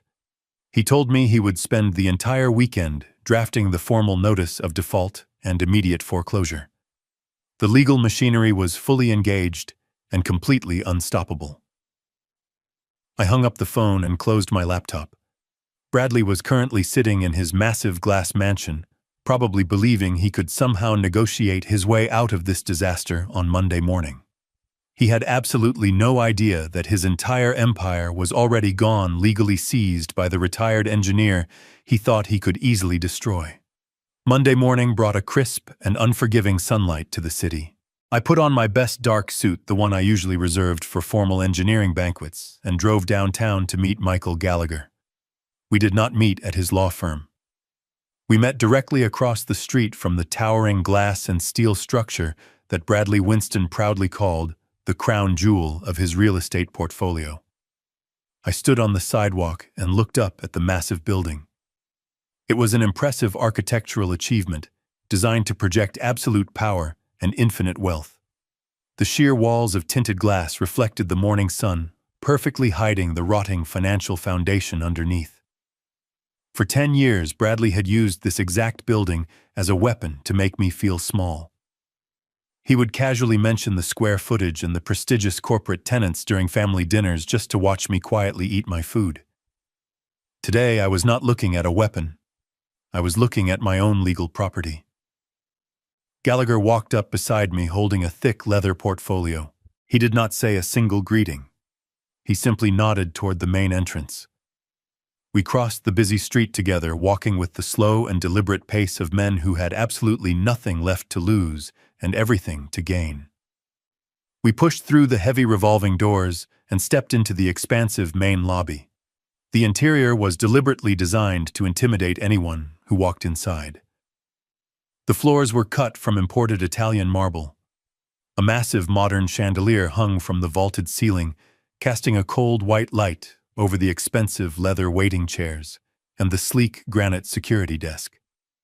But despite the luxurious cosmetic shell, the atmosphere inside the room was incredibly chaotic and thick with panic. The polished illusion of a smooth corporate operation was completely fractured. A loud crowd of angry men wearing heavy work boots and reflective construction vests stood clustered near the center of the expansive lobby. They were holding clipboards and aggressively waving unpaid invoices in the air. These were the private contractors, the electricians, the plumbers, and the structural carpenters who actually kept the massive building functioning and safe. They were fiercely demanding their money. And standing directly in the center of the angry circle, completely surrounded by the men he owed, was the supposedly wealthy real estate mogul himself. Bradley Winston looked absolutely terrible. The man who always wore custom-tailored suits and a perfectly practiced condescending smirk was currently unraveling in real time. His expensive silk tie was loosened and hanging crookedly around his sweating neck. His face was flushed dark red, and his hair was uncharacteristically messy. He was shouting frantically at the lead contractor, waving his hands in the air and making aggressive, desperate promises. He was loudly claiming that there was simply a minor clerical error with his primary banking institution. He promised the angry men that the massive wire transfers would clear by tomorrow afternoon and begged them to send their crews back to work immediately. He was actively lying to their faces to buy himself another 24 hours of survival. He had absolutely no idea that the bank had already completely locked his corporate accounts due to the catastrophic default he triggered on Friday afternoon. I stopped walking and simply watched him thrash around in the deep water. I watched the fake billionaire desperately beg the working-class men he usually ignored just to keep his sinking ship afloat for one more day. It was a profoundly pathetic sight to witness. The supreme arrogance that had fueled his entire miserable existence was completely stripped away, leaving behind nothing but a terrified, hollow fraud fighting for scraps. I did not feel a single drop of pity for him. I felt the absolute cold certainty of a civil engineer watching a condemned building prepare for an explosive demolition. I adjusted the cuffs of my suit jacket and began walking directly toward the center of the chaotic circle. Gallagher matched my pace perfectly, walking half a step behind me, like a silent shadow carrying a loaded weapon inside his leather folder. The heavy, solid sound of our leather shoes echoing against the marble floor seemed to cut straight through the shouting and the noise. One by one, the angry contractors noticed us approaching and slowly stepped aside, sensing a massive shift in the atmosphere. The tight circle opened up, leaving a clear physical path directly to Bradley. He stopped mid-sentence and turned around to face the new disruption. When his bloodshot eyes finally locked onto my calm face, his expression fractured into absolute profound confusion. He was expecting to see angry bank managers or aggressive private investors coming to collect their debts. He was absolutely not expecting to see the retired civil engineer he had just tried to rob walking through his lobby. The sheer sight of me standing there, calm and completely in control, caused the last remaining shreds of his composure to instantly vaporize. He opened his mouth to speak, but he could not find a single coherent word. The angry contractors formed a tight ring around us, completely silent now, watching the strange dynamic unfold in the center of the lobby. Bradley stared at me, his chest heaving under his wrinkled silk shirt. He tried to quickly recover his shattered pride and project an aura of authority. He forced a pathetic, condescending smile onto his sweating face. He aggressively told me I had a massive amount of nerve showing up uninvited at his private corporate property. He loudly proclaimed to the entire room that if I was there to gloat about the failure of the civil lawsuit, I was entirely wasting my time. He tried to act like a powerful man, merely experiencing a temporary setback, claiming his lawyers were already drafting a new legal strategy to punish me for my insolence. He desperately wanted the men surrounding him to believe he was still in absolute control. I did not react to his frantic bluster. I looked at the dark sweat stains spreading under the arms of his expensive custom suit jacket. I looked at his trembling hands. I felt the absolute certainty of a man holding the winning hand in a high-stakes game. I told him I did not care about his fabricated civil lawsuit anymore. I told him that the failed extortion attempt was the absolute least of his current problems. I turned slightly to my right, where Michael Gallagher stood perfectly still. My attorney unzipped his heavy black leather portfolio. The sharp metallic sound of the zipper echoed loudly in the quiet marble lobby. He reached inside this dark leather case and pulled out a thick stack of legal papers bound by a heavy red clip. This was not a standard civil complaint or a polite request for financial discovery. This was a completely lethal financial weapon engineered to destroy an empire. Gallagher did not speak to Bradley. He handed the heavy stack of papers directly to me. I took the documents in my hands, feeling the profound physical weight of the paper. This single stack of legal forms represented the culmination of some of my liquidated retirement funds, the countless hours of forensic accounting, and the absolute destruction of his fraudulent reality. I stepped much closer to Bradley, invading his personal space. I held the documents out toward him. He looked at the papers as if they were covered in a deadly physical venom. He stubbornly refused to raise his hands to accept them. I did not pull the papers back or wait for his permission.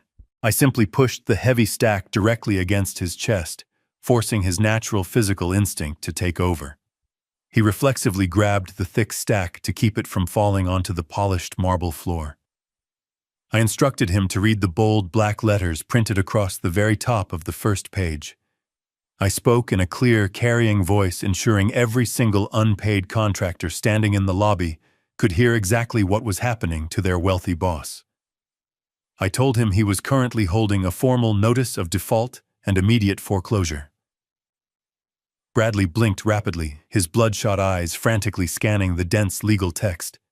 He still did not fully comprehend the terrifying reality of his situation. His brain simply could not process the mathematics of his own destruction. He stammered weakly, arguing that his massive commercial mortgage was legally held by a private equity firm. He aggressively claimed that I had absolutely no legal authority to serve him foreclosure papers on a corporate property. I let a cold, hard smile touch the corners of my mouth. I told him the private equity firm no longer cared about his flagship property. I explained that I had personally visited their regional headquarters on Wednesday afternoon. I told him I had completely liquidated my own secure retirement accounts to generate hundreds of thousands of dollars in pure liquid cash. I watched his face pale as I explained that I had purchased his distressed commercial debt entirely outright from his original lender. I told him the massive $95,000 balloon payment was due at exactly 5 p.m. on Friday. I reminded him that his banking wire had completely failed to arrive. I watched the horrible truth slowly penetrate his thick, arrogant skull. I leaned in closer, dropping my voice to a harsh mechanical whisper that only he could fully absorb. I told him I was no longer just the pathetic retired engineer he used to mock at family dinners. I was officially his bank. I was his primary secured creditor. I legally held the master mortgage on the very building we were standing inside. I told him he had completely failed to pay me my money, and because of his absolute failure, I was legally seizing his flagship property, effective immediately. I told him to turn to the final page and look at the signature authorizing the massive foreclosure. It was not a faceless corporate investment director. It was my name. Richard Caldwell. Bradley stared down at the heavy black ink resting at the bottom of the formal foreclosure document. The letters formed a name he had spent the last 10 years treating like absolute dirt beneath his expensive leather shoes. He read my printed name once. He read it a second time. His arrogant brain actively fought against the terrifying new information. The man standing perfectly calm in front of him was supposed to be a pathetic retired civil engineer. I was supposed to be the weak old fool they could easily manipulate into paying a massive civil settlement to save their failing empire.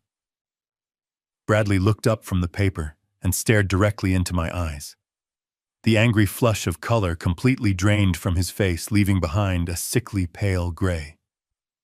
The absolute reality of his situation finally crushed the breath out of his lungs. I had not merely defeated his fraudulent lawsuit in a closed conference room. I had actively hunted down his deepest financial vulnerability and legally bought his entire miserable existence. The silence in the massive marble lobby became absolute and heavy.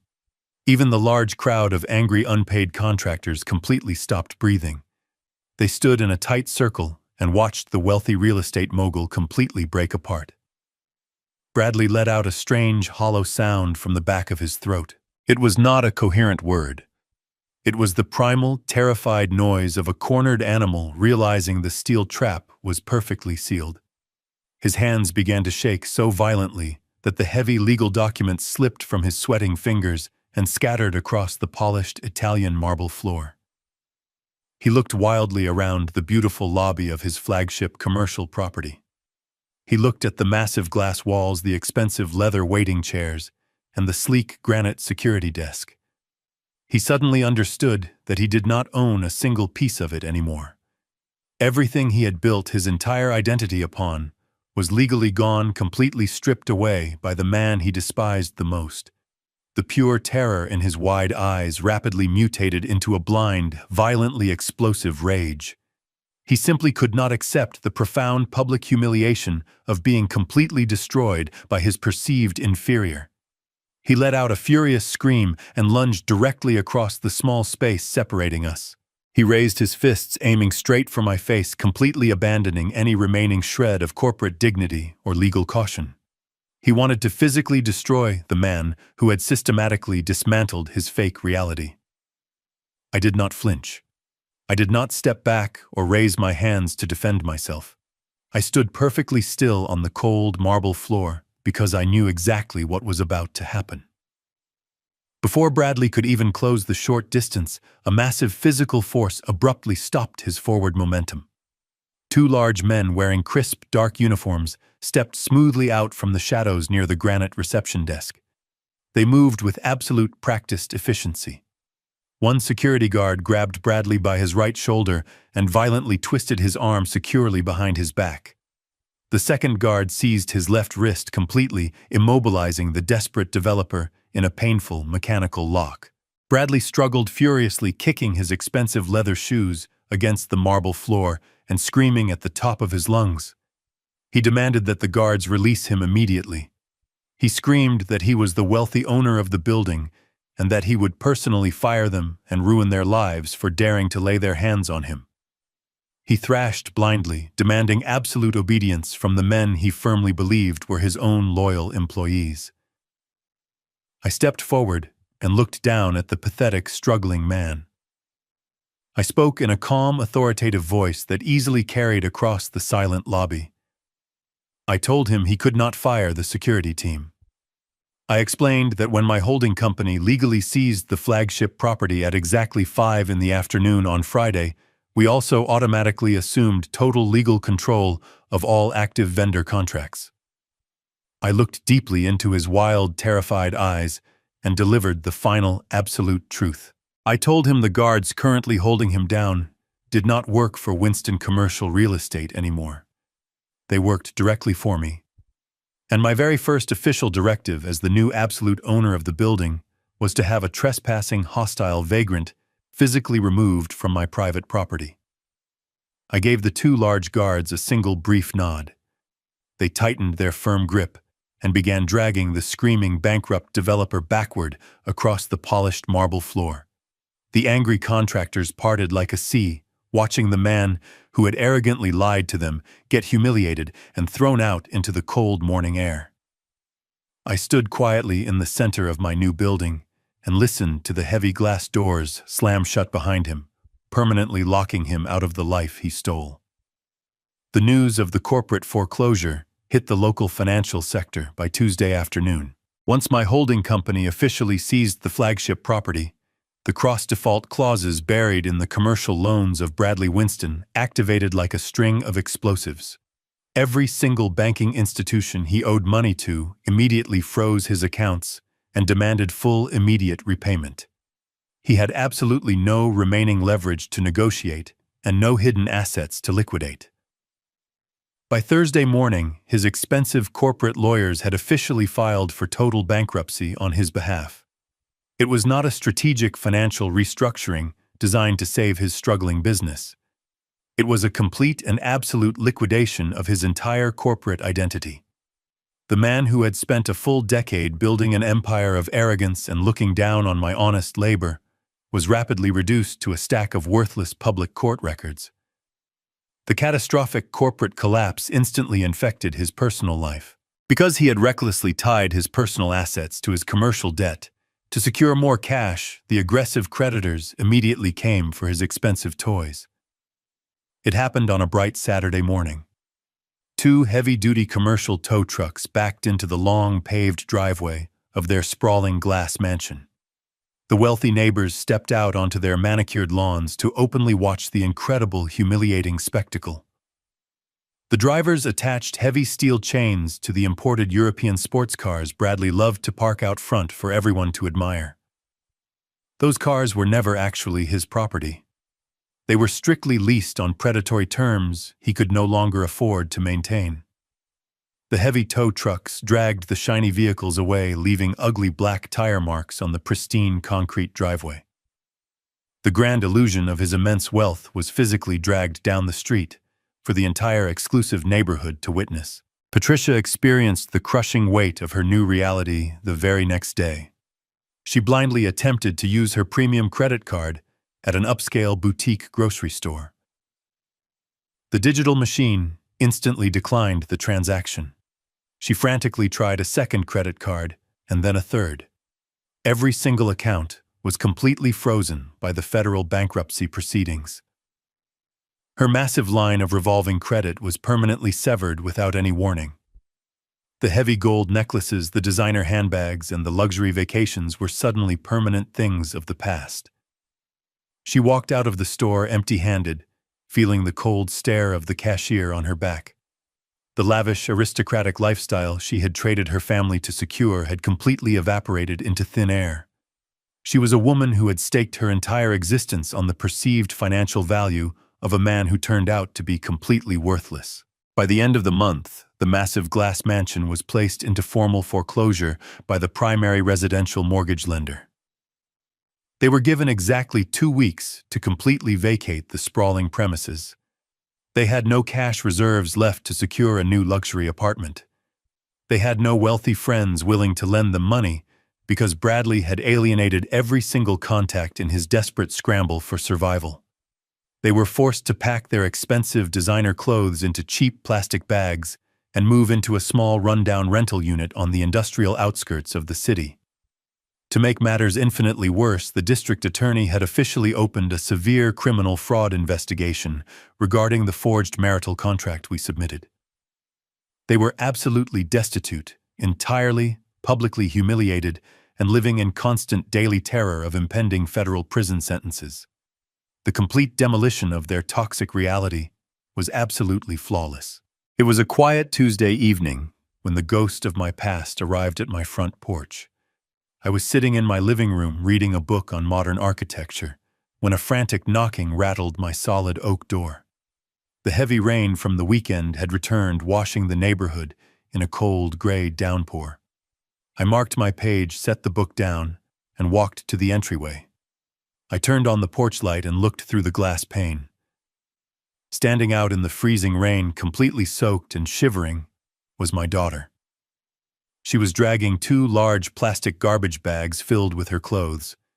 The expensive designer luggage she used to parade around with was completely gone, undoubtedly seized by the bankruptcy courts along with everything else. I slowly opened the heavy wooden door and stood in the frame. Sarah immediately collapsed against the doorframe, sobbing uncontrollably. The meticulously crafted facade of the arrogant university student was completely destroyed. She looked exactly like a frightened child who had strayed too far from home and lost her way in the dark. She begged me to let her inside, claiming she was freezing and had absolutely nowhere else to go. She stated that her mother and Bradley were living in a cramped motel room on the edge of town and had kicked her out to save money on food.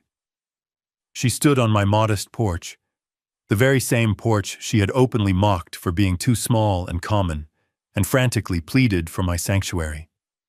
She cried out that she was incredibly sorry for everything that happened in the law firm. She launched into a highly rehearsed speech, shifting all the blame entirely onto Patricia. She swore through her heavy tears that she had been completely brainwashed by their toxic greed. She claimed her mother had forced her to sign the civil lawsuit documents under severe emotional duress. She looked up at me with wide, pleading eyes and played her final desperate card. She reached out and grabbed my arm with her freezing fingers, promising that she would go to the county courthouse tomorrow morning. She swore she would officially drop the wealthy last name she had chosen and legally become a Caldwell again.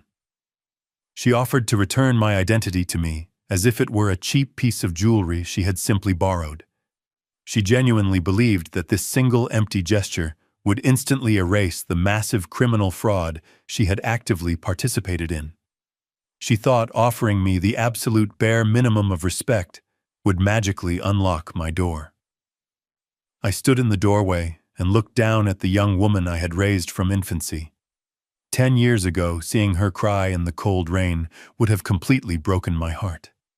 I would have instantly pulled her inside, wrapped her in a warm blanket, and promised to fix every single one of her problems. But the soft and accommodating man who used to do those things was entirely gone. I looked at her crying face and I felt absolutely nothing but a cold, profound clarity. I did not feel a single drop of parental guilt. I saw completely through the desperate theatrical performance. She was not crying because she missed her father, or because she felt genuine remorse for trying to destroy my life. She was simply crying because she was wet, cold, and completely out of free money. I stood in the open doorway with the cold wind blowing rain across my porch. I looked at the young woman crying in front of me, and I realized that the profound emotional bond I once felt for my daughter had been completely severed. It was not severed by the legal paperwork she filed, or the forged contract she tried to use against me in court.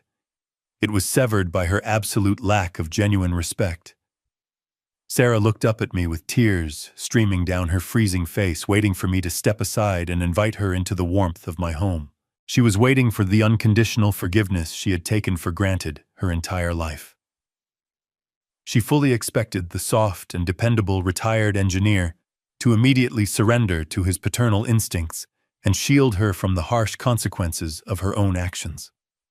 I did not move a single inch. I kept my hands resting casually in the pockets of my trousers, and I looked directly into her eyes.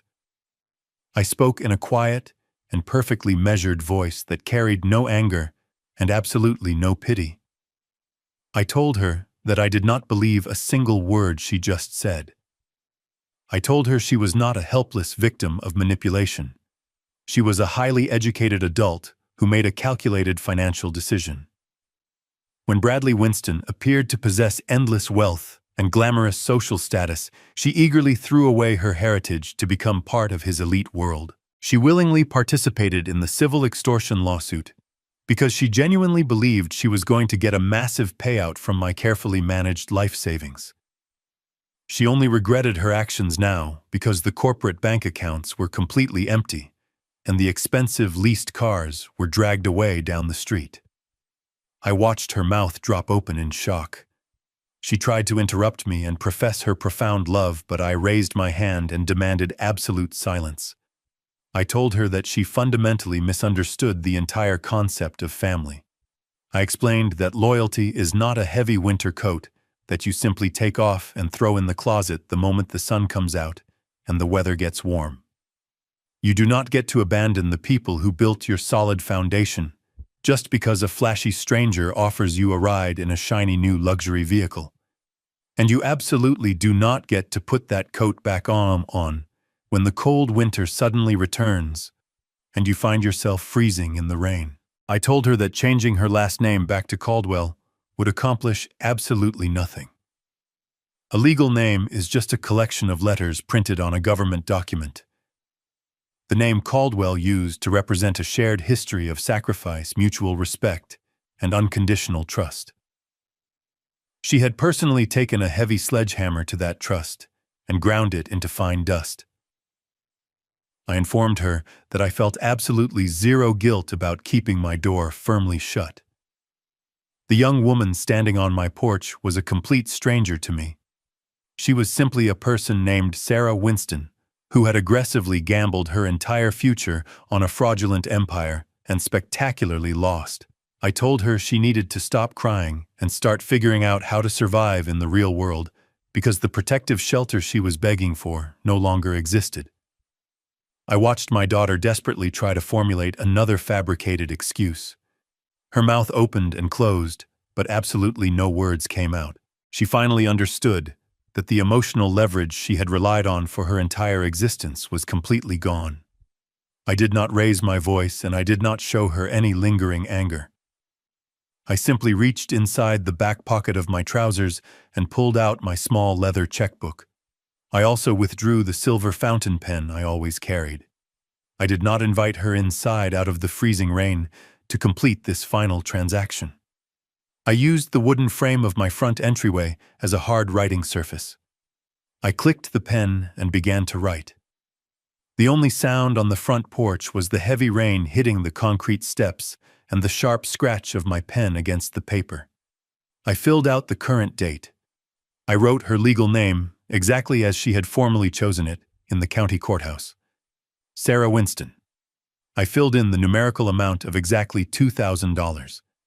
I signed my name at the bottom, with the exact same deliberate strokes I had used on the massive commercial foreclosure documents. I tore the small slip of paper from the leather binding and held it out into the cold night air.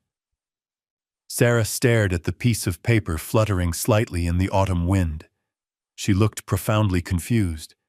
She slowly reached out her trembling hand and took the check from my fingers. I looked directly into her tear-filled eyes and explained exactly what she was holding. I told her that $2,000 was more than enough money to secure the first month of rent and a basic security deposit on a small studio apartment in a working-class neighborhood. I told her it was enough to buy a cheap mattress, a warm blanket, and a week worth of groceries from a discount supermarket. I then made my final boundary absolutely clear. I informed her that this was the very last piece of financial assistance she would ever receive from me. I told her she was a 21-year-old adult entirely capable of finding a minimum wage job to support herself. I explained that she was now solely responsible for her own survival, her own shelter, and her own future. She had eagerly wanted to play the high-stakes financial games of wealthy adults, and now she was going to experience the brutal reality of what happens when you lose everything. Sarah looked down at the signed check and then back up at my face. The absolute realization of her total isolation finally settled over her completely. She was no longer a pampered university student floating on the silent sacrifices of an old man. She was a destitute adult standing in the freezing rain, holding the absolute final scrap of my generosity. She opened her mouth to speak, perhaps to beg one last time, or perhaps to finally apologize with genuine sincerity. But I had already heard enough lies to last the rest of my natural life. I did not wait for her final words. I told her to take the money and walk away. I took one step back into the warm, quiet sanctuary of my home. I looked at her shivering on the wet concrete porch for the very last time. Then I grasped the heavy brass handle of my solid oak door and pushed it forward. The door swung shut with a firm, heavy thud, permanently severing our ties. I reached up and turned the deadbolt, locking the metal cylinder firmly into place. The morning sun crested over the horizon, casting a warm, golden light across my quiet neighborhood. I stepped out onto my front porch, carrying a steaming mug of black coffee. The heavy storm from earlier in the week had completely washed the sky, leaving behind a brilliant and unbroken blue canvas. I sat down in my favorite wooden rocking chair and took a slow, deep breath of the crisp morning air. For the first time in over 10 years, my mind was entirely quiet. The relentless, toxic noise was permanently gone. There were no more passive-aggressive text messages demanding money. There were no more flashy sports cars parked in driveways designed to make me feel small. The heavy, suffocating, dark cloud of manipulation and greed had been completely blown away. I was finally completely alone, and it was the most beautiful feeling in the entire world. I set my coffee mug down on the small wooden table next to my chair. Resting on the tabletop was a large, thick roll of heavy paper. I reached over and unrolled the wide, crisp sheets, smoothing the corners down with my calloused hands. They were the preliminary structural blueprints for a new local community center. The city council had called me 2 days ago, asking if a retired civil engineer might be willing to consult on the foundational design. I looked at the intricate grid lines, the load-bearing calculations, and the honest mathematics printed in dark blue ink. This was the exact kind of work I truly loved. It was the absolute opposite of the fraudulent paper empire I had just systematically demolished. A community center was a real physical structure designed to shelter people and bring them together. It was built on solid bedrock and unbreakable physical laws, not forged signatures and predatory credit cards. I traced my finger along the main support beams drawn on the paper and felt a profound sense of restored dignity settle deep inside my chest. I had spent a decade quietly absorbing the insults and the disrespect of a family that only valued me for my bank account. I had allowed them to treat me like a disposable asset. But I had finally drawn an absolute and impenetrable boundary. I did not wonder where Patricia and Bradley were currently living. I did not spend my morning worrying if Sarah had found a cheap apartment or a minimum wage job. Those people were completely erased from my daily reality. They were simply ghosts who had tried to haunt a house made of solid brick. The massive legal trap I engineered had functioned flawlessly, and the subsequent silence was my ultimate reward. I had successfully protected my life savings, but more importantly, I had reclaimed my own self-respect. I leaned back in my rocking chair and picked up my coffee mug. The warm ceramic felt grounding and real in my hands. I took a slow, deliberate sip and listened to the quiet morning sounds of my neighborhood. A gentle breeze rustled the green leaves of the large oak tree in my front yard. I looked at my modest home, my reliable truck parked in the driveway, and the honest blueprints resting on my table. I was a man who spent his entire life making sure things were built correctly so they would never fall apart under pressure. I had finally applied that exact same rigorous standard to my own personal life. The weak, rotting timber was entirely removed. The foundation was inspected and completely secure. I closed my eyes and smiled into the warm sunlight, ready to simply enjoy the rest of my quiet, beautiful life. The most profound lesson we can learn from this story is that true wealth and lasting stability are never built on flashy illusions or the exploitation of other people. A life constructed on deception and greed is exactly like a tall building with a rotting foundation. It might look impressive from the outside for a short period of time, but it will always collapse under its own heavy weight. Real strength comes from quiet integrity, honest labor, and the absolute courage to set firm boundaries against toxic people, even if they share your own blood. Genuine respect and loyalty must be continuously earned through honest actions, and they can never be demanded out of pure financial convenience. Please share this story with someone who might need a powerful reminder to protect their own peace and build their life on a solid, honest foundation.